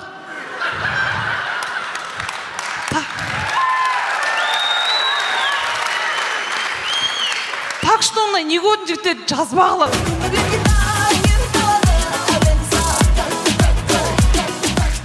Айтпақшы қыздар, мен осы Бішкекке келіп, қалыстар тобындағы Саматты әбден сүйіп қалдым. Ей, немне айтып тұрсың, Райхан? Ол кісінің сүйікті қызы бар. Ойбай, үйчу? Менің де жігітім бар ғой? Қызы деп мо, аялы бар. О, үйленген жігіт. Лаура, сендер сонда жігіттерді үйленген, бойдақ деп бөлештір, ма не? Жоқ, сендейлердің алынан үйленген жігіттер өздерін елден бөлініп қалған, жаман сезшіп. Үйленген жігіт номерлерін сұраса берсе, сен бермегеннен кейін оның настроениесі жоғалады, үйіне барады, аялымен жанжалдашады, үй бөлінен береке қашады, ажырашады сосын. Нөмірімді берсем де ажырасады ғой? Ойбой, енді емне қылышым керек? Айтпақшы, Самат байке, сізге Қазақстандағы пәкістандық достарыңыз сәлем айтып жүр.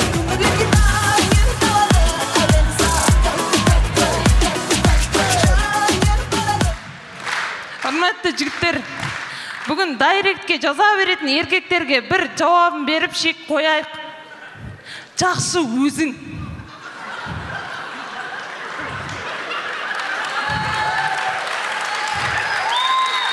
Үйде отқан. Ештеңе жасап айтам. Смешно. Жоқ, номер бере албайым. Жоқ, ешқайда шықпайым. Жақсы, ертең көрейік. Келдім, қайердесіз?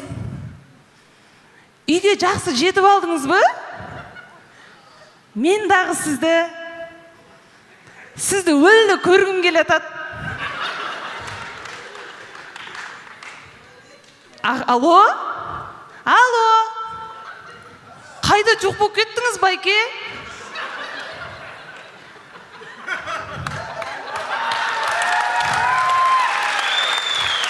Адам падам емес екенсің. Гәңгірбаш, алимент төле.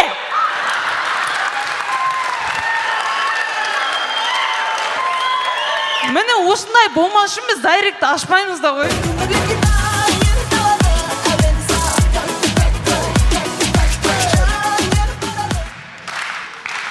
Қыздар, Қырғызстанға келдік, Қырғызстанның адабияты өте бай.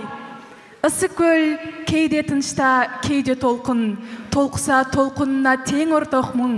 Тұрмышта қанша жолдаш көрсем дағы, бір сырлы мұндай жолдаш көрген жоқпын.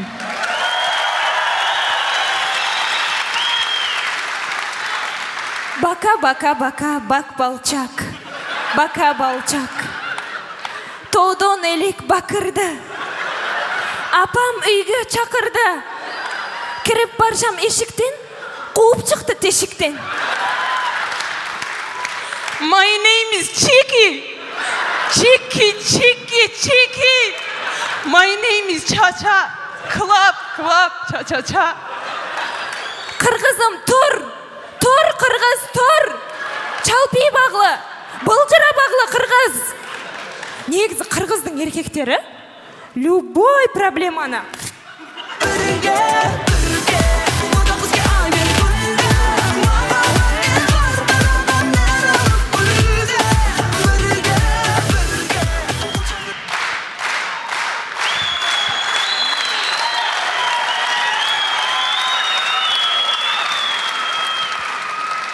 Құрметті қырғыз бір туғандар, біздің Қырғызстанға келіп ең алғаш үйренген сөзіміз чоң рахмат. Бүгінгі ойыннан кейін де қалыстар тобына осы сөзді айтып кеткіміз келеді. Сахнада өнер көрсеткен Ақпен бірге Қазақстан. Рахмет, Бишкек.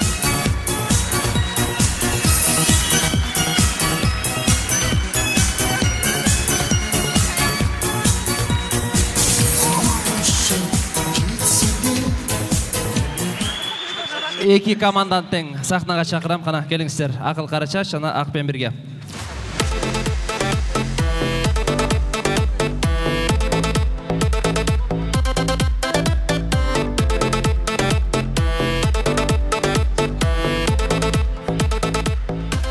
Қараңыздар, сахнада оп-оқшош жүздер, татынақай сұлу айымдар. Телевизде ғана біраз айырма болбаса, мына бір туған бордош елдің қыздары. Қол шағып қойыңыздар.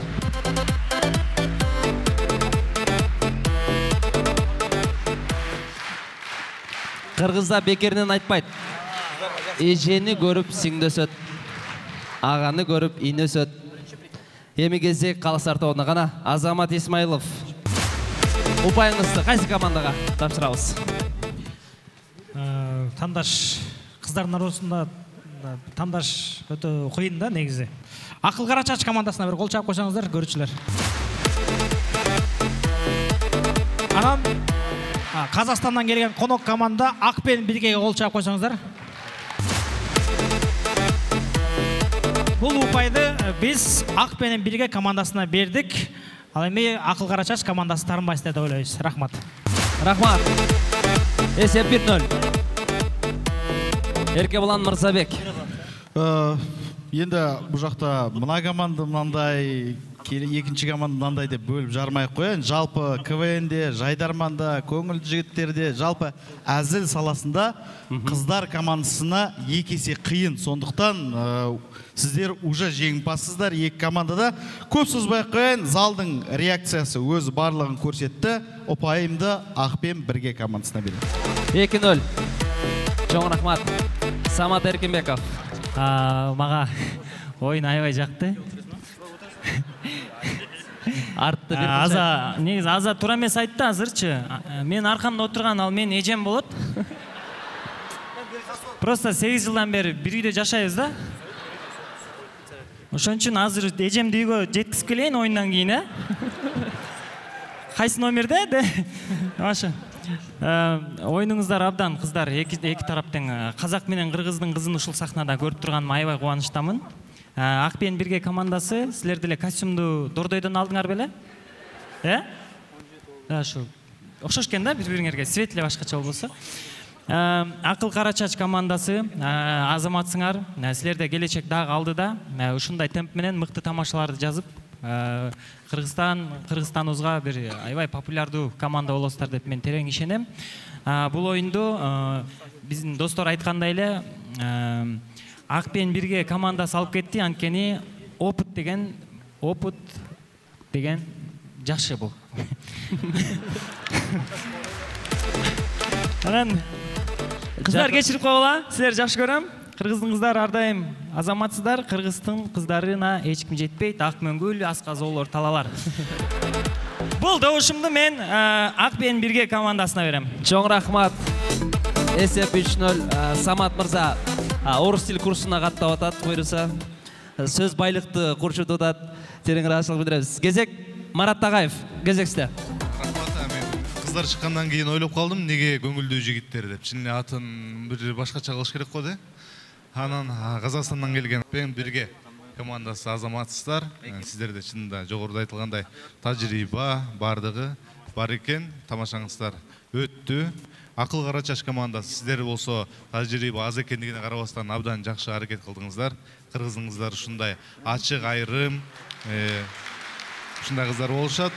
Анан болгону кийинкисин даярданып жатканда Фейсбукка кирбей, анан Санжар Калматайдан отписка ала туруш керек. Так жакшы. Ошондо упайыңыз Ақпен бірге. 4-0 гол чабуулар. Рахмет. Нурболхан Шарапов. Рахмет. Енді негізі мен Қазақстанда қанша лигаларда ойында болып жүрген кезде, Ақпен біргеге жюриға отырған кезде ешқашан бермегем Ақпен біргеге. Қырғызстанға келіп, дауысымды Ақпен біргеге бергім келіп тұр, сіздер ренжімеңіздер. Қыздар, жарайсыңдар, рахмет сіздерге. Рахмат, есеп 5-0. Қанат Әлжапаров. Рахмет, мен негізі ештеңе түсініп жатқан жоқпын арада. Не жатыр мына жақта, айтыңдаршы.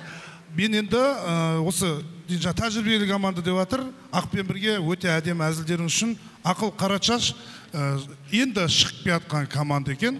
Сіздерге сәттілік тілеймін, биіктен көріне беріңіздер. Өз даусымды ақыл қарачашқа берем. Браво. Неге ақыл қарачашқа бердің деген сұрақ болса жауап берейін. Осы алтта бір дегенді көргің келеді отсың. Чоң рахмат, қол жаулар. Есеп 5-1.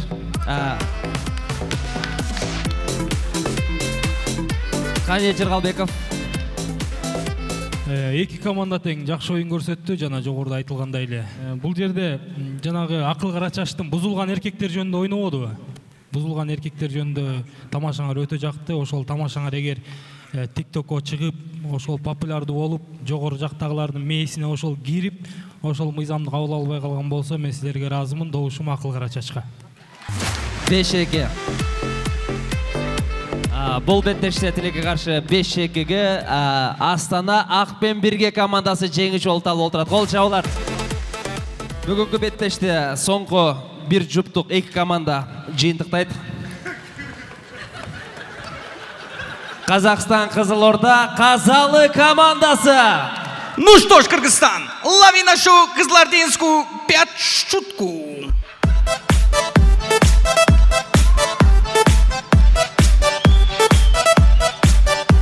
Асидо, бара-бара-бара, бере-бере-бере, Қазақстаннан Қырғызстанға біздер келдік міне. Әлеке, ары қарай айтпайсыз ба? Сапарда жүріп қой, ек қатар айтсақ болады бізге.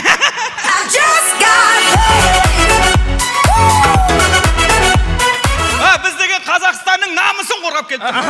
Қазақстандағы 19 миллион халықтың намысын қорғап келіп тұрмыз. Ол былай тұрсыңдар, 17 облыстың намысын қорғап келіп тұрмыз. 23 қаланың намысын қорғап келіп тұрмыз. 386 айылдың намысын қорғап. 14 миллион 825 мың столбы, 86 миллион 47 мың лампышкінің намысын қорғап келіп тұрмыз.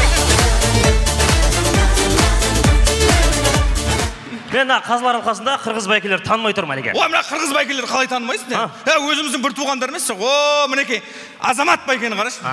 Азамат байке. Бұл кісі деген бір ғасырда бір туатын азамат қой.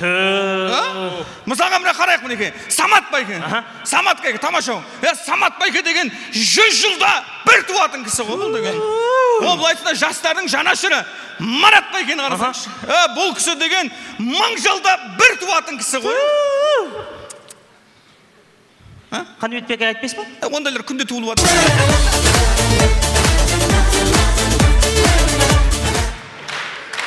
Әлеке. Қанбет беке қапа болып қалады ғой? Ренжімейді ол кісі. Ол кісі әзіл түсінеді ғой. Жақсы ол кісі. Кеше мен жазып алыңдар. Мен бұл кісіні зерттедім. Қанбет беке негізі Қырғызстандағы номер 1 журналист. Тамада. Бизнесмен. Дейтін іштеңе жоқ, сол ғана үшеуі.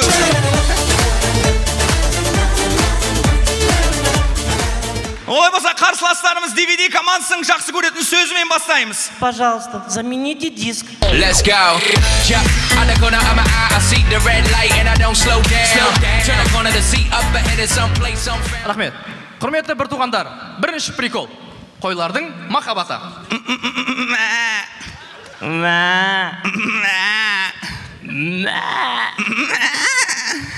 Мен сені сүйем.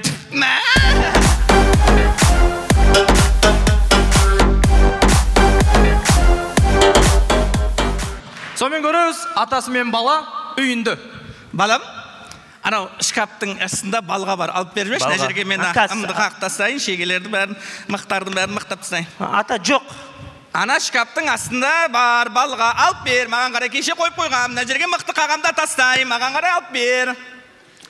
Жоқ ата. Ей, мен саған аның астында шегел алғандар өте біз қағамда тастайын. Алып берді аның астында мықтардың қағамда тастайын. Болған алып берсей.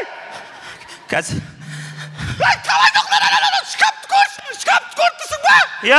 Осының астында балға бар қазір да. Жетпей көрді ме? Шкафты көтерші.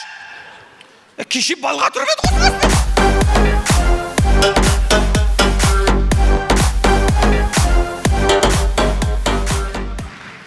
Құрметті бір туғандар, бізде 4-ші прикол болмағаннан кейін сразу 5-ші прикол. Сомен өзінің сүйген қызына келіп тұрған жігіт. Әсел. Әсел. Әсел. Әсел. Әсел. Не болды? Тілім тістеп алдым ғой.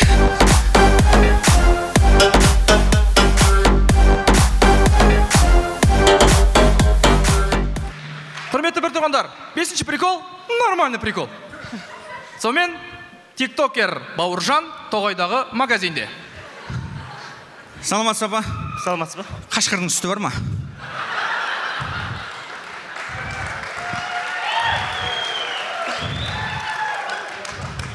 Үште 2% ба? 6% жоқ ма? Ондай жоқ. Балға бар ма? Ата, балға жоқ. Қалай жоқ анаға сатыр болмайды.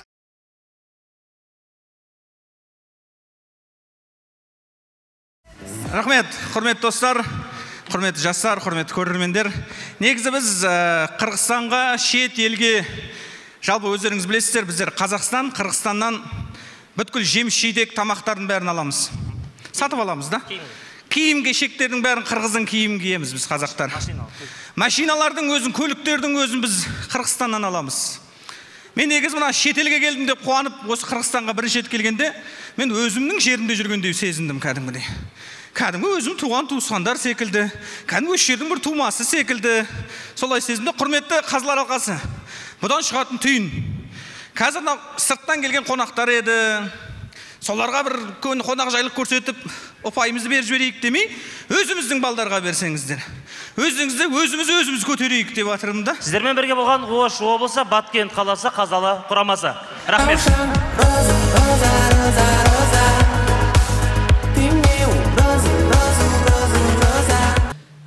Бұл команданың Қазалы командасын қарсылашы Ош шары құрама командасы, команда DVD. Сізден осы сахнаға Қырғызстан Республикасының командасы шығады. Сіздерге өтініш, біздің абыройымыз түсіріп, өзімізден өзіміз не болса соған күліп, бір қырғыз көрмегендей айқайлап шыңғырмай, біз қазақ екенімізді ұмытпай. Бір опера көріп отқандай. Опера көріп отқандай. Опера көріп отқандай. Опера көріп отқандай. Көріп отқандай. Опера көріп отқандай. DVD опера жана балет театры тартуулайт.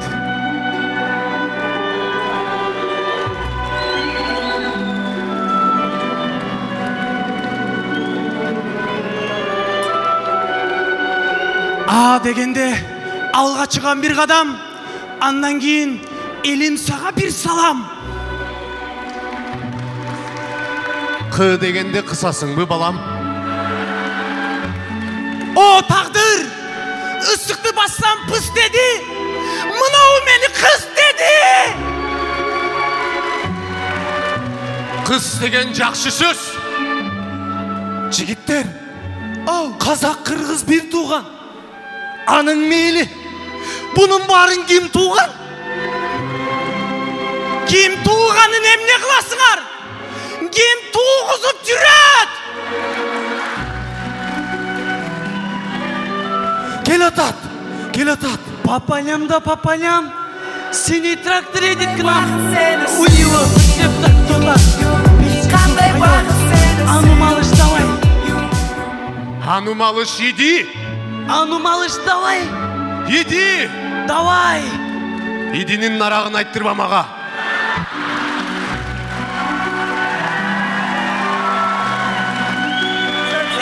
Иди.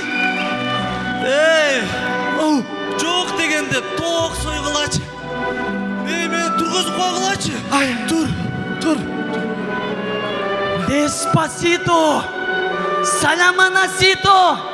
Папито, миямма. Буй. Мынау жерден дуй.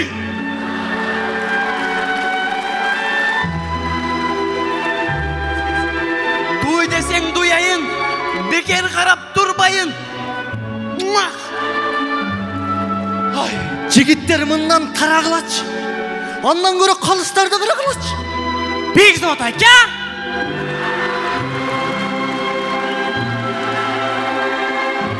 Ақбақ, Бекзатаға жоқ бияқта. Азамат отырат қарағыла. Ай, Азамат қо. Азамат қо.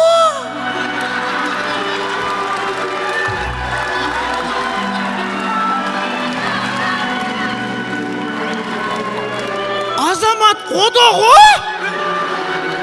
Келесі! Сақадай бойы саралтын. Есептесең бір алды. Екі чақа, бір чақа. Су аласың, Самат. Көкірегіңнен қармасам, ұяласың, Самат. Келесі! Саматтың көкірегінде емнең бар? О, Самат! Кечірч! Ақ sütümді ақтай алмадым!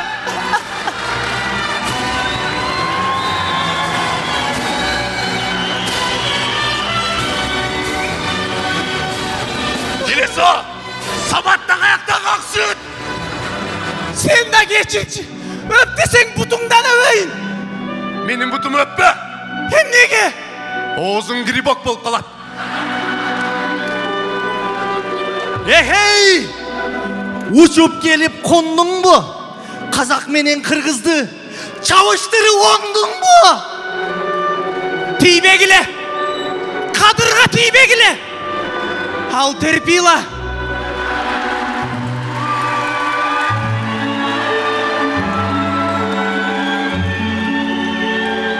Ал жазып қойот! Қалыстарға айтып қойот! Қанат, қанат. Қандай? Театр жағып атауы? Так, стоп, жігіттер! Тоқтат қыла, стоп! Стоп десең стоп болалы! Топ десең топ болалы! Чачыл десең чачылалы! Тоқтат десең! Өчірші сен дағы! Өчірші әтті! Жата тұрған уақ болды! Кек құшақташалы! Стоп! Алатау кубогы жігіттер ұялбайсыңар оштан келу. Жоқ дегенде қаршылаш кім екен білесіңер бе? Кім? Қазалы. Қайерді қазайлы? Жоқ, команда қазалы. Ошо бір туалет қазыш керек бекен? Қазақстандағы қазалы деген жерден келген қазалы. Жойым, Қазақстандан келсе аларға қаздырбай өз-өзіле қазалы ұяты. Ей!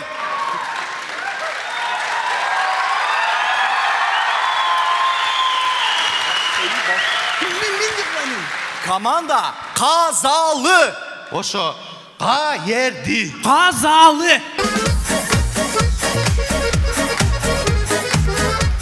Алатау кубогында болбой жігіттер, нормальный нәрсе қылбайсыңар, вообще болбойды. Алатау?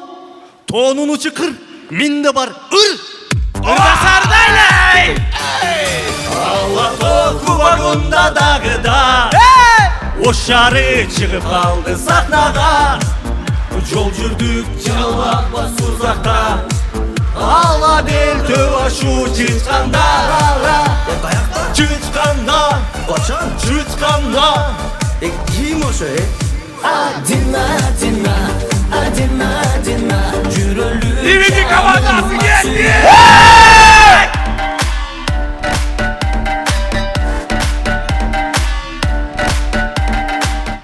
Барыңыздар білген Гүлзат Маунтбектен мотивация сабағында. Қандай олат кен, Гүлзат? Жақшылы олсы керек. Алтындарым, берекелерім, Қырғыз деген планета башқарыш керек. Ошон үчүн шалбай бағла! Бұлдина бағла! Тез тұрып, ішіңерді қылға! Шалбай бағла! Шалбай бағла!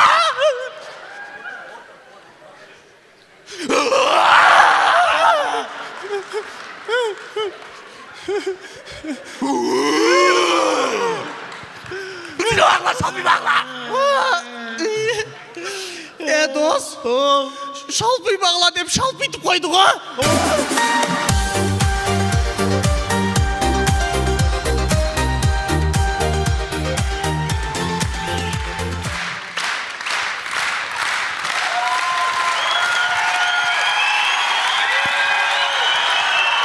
Рахмат.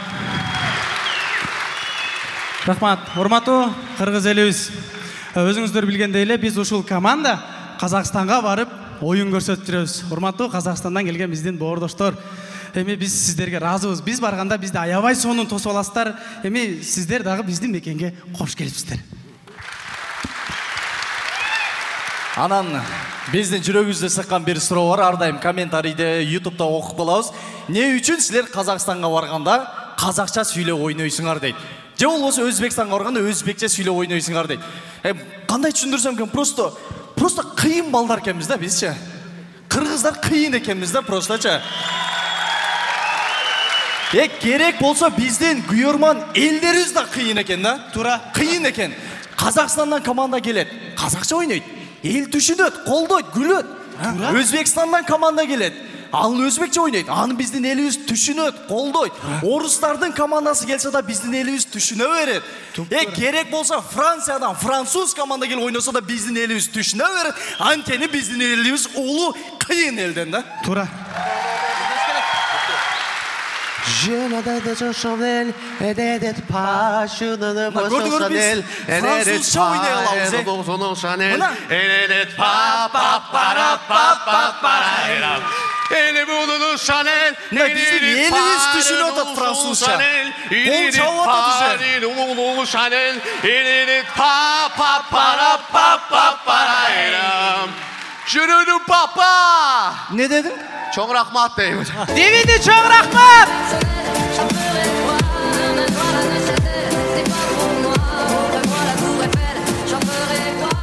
Команда DVD гол чаап коюңуздар. Эки команда биригип булар азыркы учурда буйруса план болуп баштады. DVD продакшн болуп мындан ары калкыбызга жакшы материалдарды даярдап берет. Команда DVD гол чабуулар. Ийгилик болсун. Акыркы жуптукту сахнага чакырабыз, кана келиңиздер.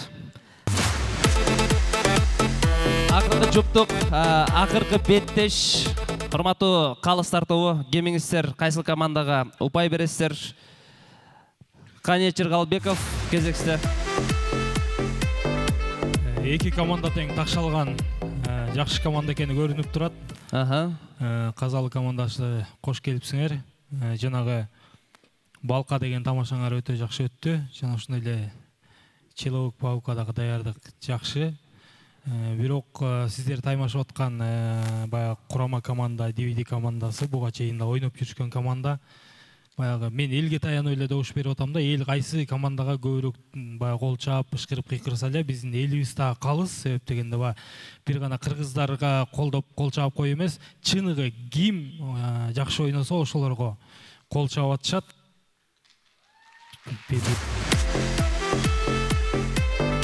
Бул ирет добушумду DVD командасына берем. Өтө күчтүү балдар тажрыйбелүү команда экени көрүнүп тур. Шыкканы Албийдин бир куплет кайырмасын айтып сапарда жүрмүз го, осы болот дейтин әзилиңиз енді күчтүү. Человек паук, анау мынау барлығы мықты. Жігіттердің басынан бастап спектакль, жаңа ойнағандары әдемі. Енді команда DVD осы жақта өзі бір белдік түсінбегендер мына кісі аударып беріп отырды. Сосын залдың реакциясын қарап отырдық. Сосын қарындасыма рахмет. Осы күлсе болды, сонымен негізі беріп жатырмын командаларға. Мен DVD-ге берем дауысымды. 2-0. Сендерге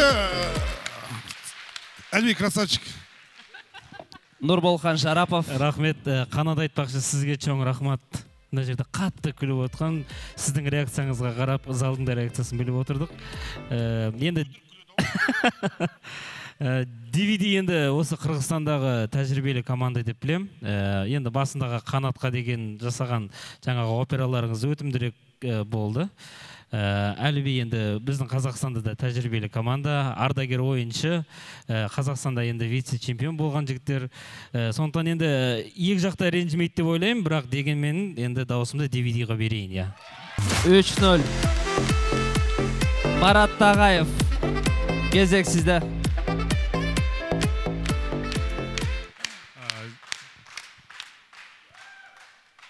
башталгандан бери Казакстандан келген командалардын ойногон тамашаларын көрүп отуруп, Казакстандын Кыргызстандагы болуп жаткан окуялардан, барлык тамашалардан кабардар экендигин байкадык. Абдан кубандырат бул нерсе. DVD командасы дагы абдан жакшы ойнодуңар. Бул жолу мындай турмуштук тамашалар көбүрөөк болуп, мага абдан жакты. Эки команданын ортосунда тандоо абдан мындай кыйын экен, бирок мен добушумду DVD-ге берем.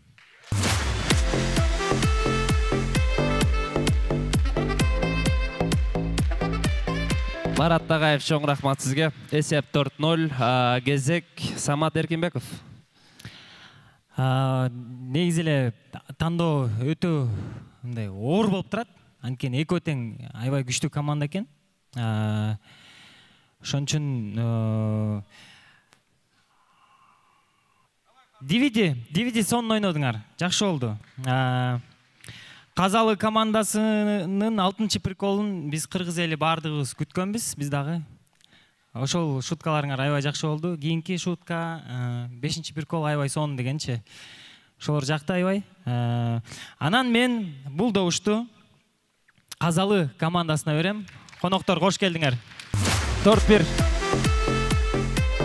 Эркебулан Мырзабек. Екі командаға да рахмет. Жалпы Казалы командасындағы Әліби, Жайдарманды қанша 15 жыл ма?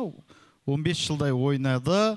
Сөйтіп Жайдарманмен қоштасып кеткен болатын. Енді Қырғызстанға келіп қайтадан заново бастап жатыр. Шапалақтап қойыңыздар, рахмет жігіттер. Енді бұл жақта әрине қазір мына жақта үшеуміздің даусымыз ештеңе шешпейді. Бірақ десе де қазылар алқасына отырғызғаннан кейін әділ болу керек. Бұл жерде DVD басым болды. Ұпай DVD-де. 5-1. Азамат Исмаилов. Казалы командасы қош келіпсіздер. Жайдарманда ойнап жүрген команда. Аябай мықты, тажрыйбалуу, мықты команда екен. Мага аябай жақты. Ал эми DVD командасы бүгін мен аябай қуандырды. Қандайсыздар DVD? Аябай сонун тамаша болду. Бүгін DVD тамашаларын аткарып баштаганда ыйлабайдым. Аябай жакшы тамаша болду, особенно мен тамашам жакты. Алаканга салып баккылачы мен дегендей. Аябай жакшы тамашалар болду. Бул жактан плюстарды белгилей келгенде, кайрадан эле бул жакта адилеттүү болуш керекпиз. Себеби дегенде адилеттүүлүк жөнүндө болот бул жакта. Ошондуктан Эркебулан мырза айткандай адилеттүүлүктөн биз тайбайбыз. Ошондуктан DVD командасы бул жакта утуп кетти. 6-1. Командалар барыңыздар сахнаға, алыс кетпеңіздер. Жалпы жыйынтык 2-2 болду. Азыр эми Ала Тоо кубогун кайсы өлкөгө тапшырабыз, аны азыр жыйынтыктайбыз. Ага чейин биздин ушул долбоорду, ушул Ала Тоо кубогун колдогон Ноокаттын ишкер айымдарынан 2 командага сыйлык бар экен. Кана ишкер айымдарга бир кол чаап коюңуздар. Сахнага 1-2 өкүл. Ким чыгат?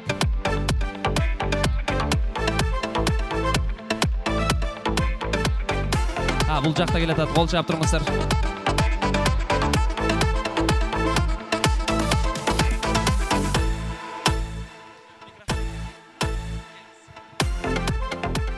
Кутман кечиңиздер менен. Биз силердин койгон бүгүнкү оюнуңар бизге аябай жакты. Казакстандын командасынан Ала Тоо командасындагы баланын шишесин айтып бияктан 10 000 сом бере турган болду деген угуп биз энебиз жүрөгүбүз аябай эзилди. Анан кийин 10 000 сомду алып бара албай калса жалганчы болуп калбасын деп Ноокаттык ишкер айымдардын атынан 10 000 сом силерге сыйлык.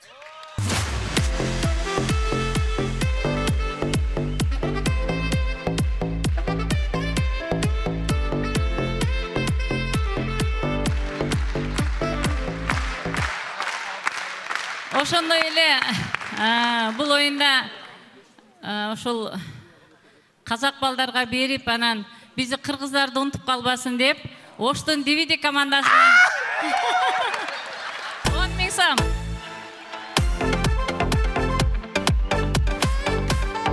Кыргыздын ишкер айымдарына бир кол чаап коюңуздар. Жаштарды колдогоңуздарга чоң рахмат.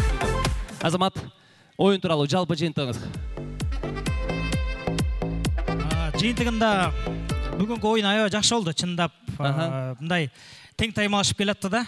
Бұл жаққа тартайын десең бұл жақ болып, бұл жаққа тартайын десең бұл жақ болып, митіп келіп, жүрегі ауырып беріп, оқытаңғыр, ұтылып кетесіз деп отып анан аяғында DVD командасы мықты жиынтыққа шығардыңар.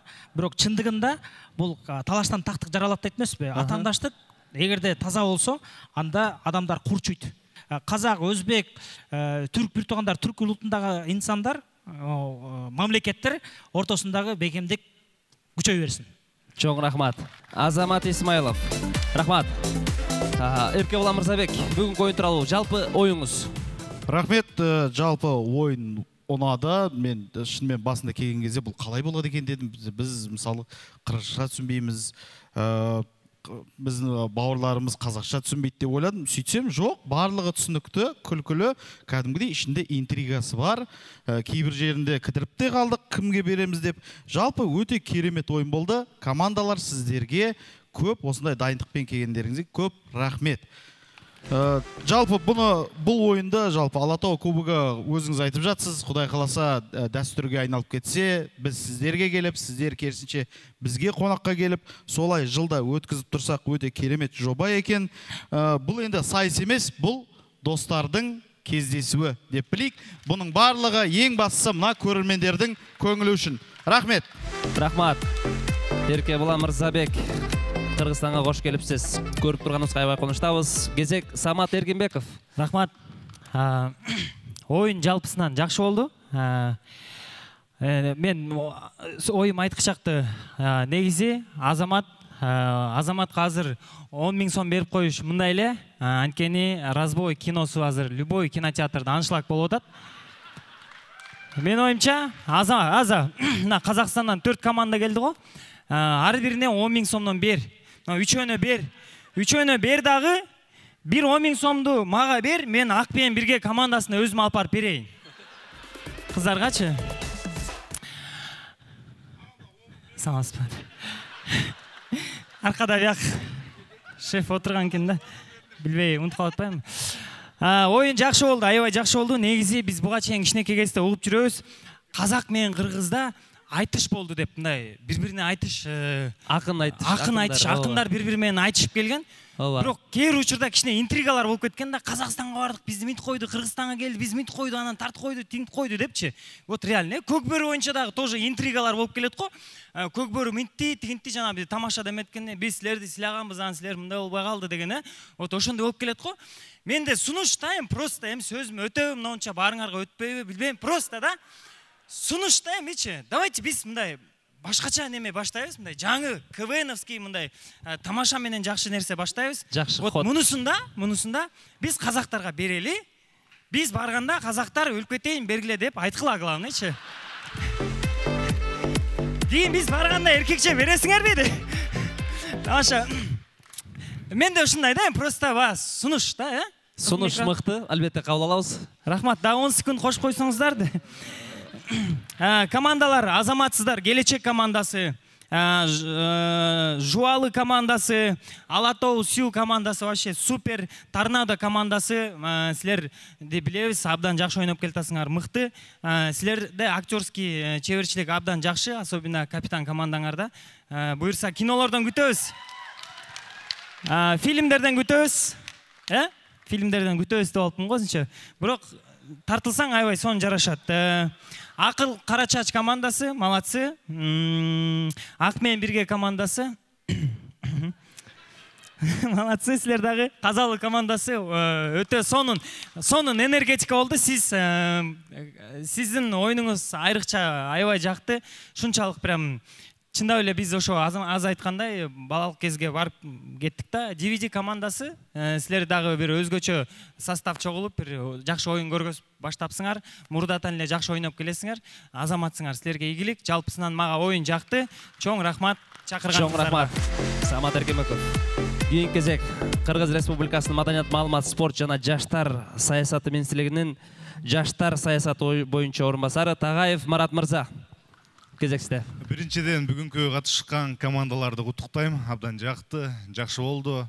Мына жогоруда айттык, биз бир 10 жыл мурун, 15 жыл мурун казак менен кыргыздын командалары чыгып, топтору чыгып ойногондо тилдери мүмкүн кээ бирлер түшүнбөгөн дагы учурлар болгон.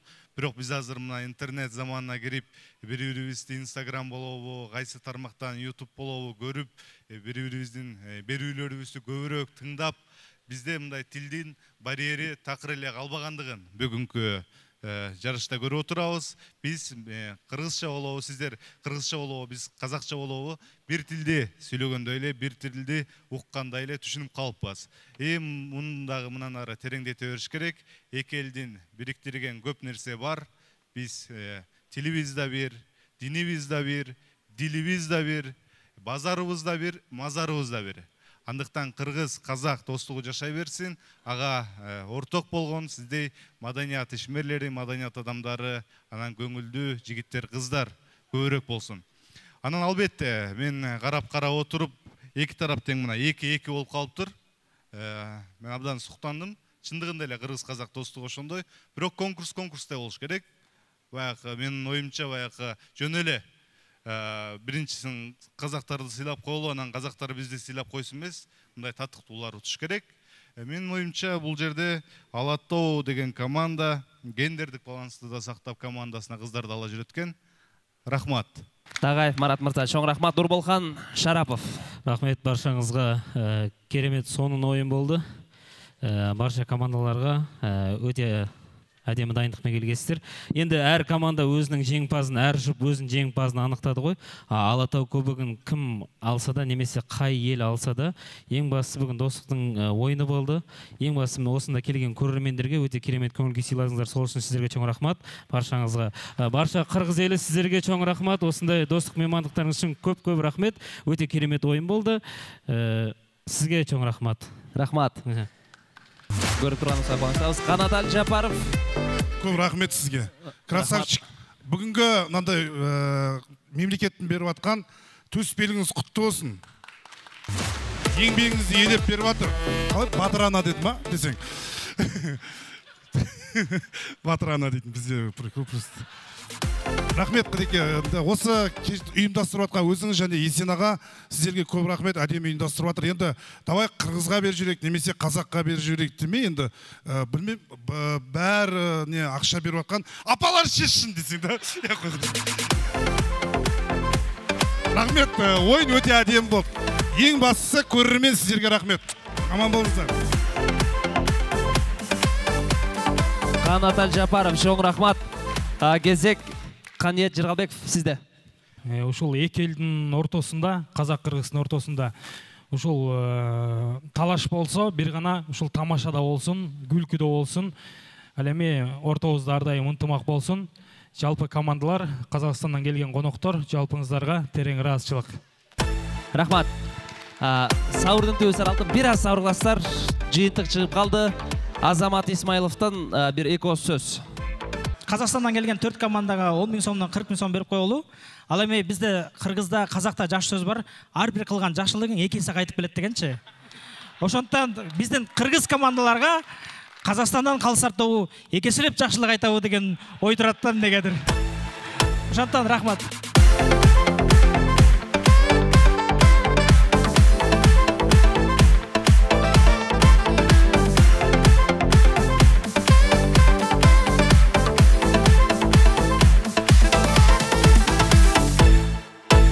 Эми бүгүнкү кубокту тапшырабыз. Ошол Ала Тоо кубогун уюштурууга жана ушул идеяны биргеликте түптөгөн Казакстан КВН союзунун президенти Эсенел Үкен Баймухамед уулун мен бул тарапка чакырайын. Эсен ага, кана келиңиз. Кыргызда конокту жакшы сыйлайт. Ала Тоо кубогун Казакстан Жайдарман лигасынын командаларына тапшырабыз достор. Бир кол чаап коюңуздар. Казакстан Жайдарман лигасына Ала Тоо кубогу тапшырылат. Кол чаап коюңуздар.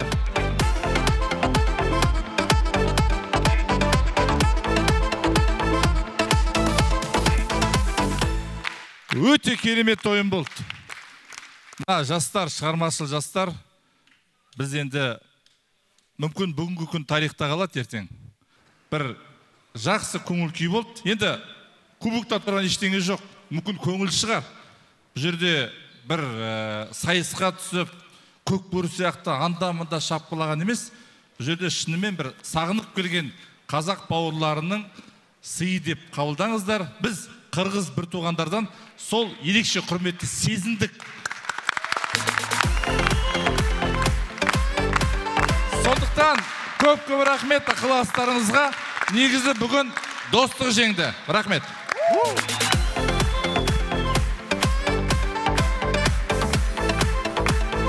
Жалпыңыздарға терең ризашылық білдіреміз. Алатау кубогы өз соңына келіп жетті. Құдай бұйырса, кейінгі мықты кубокторды беттештерде сіздерменен көрішкенше сақ саламатта тұрыңыздар. Чоң рахмат.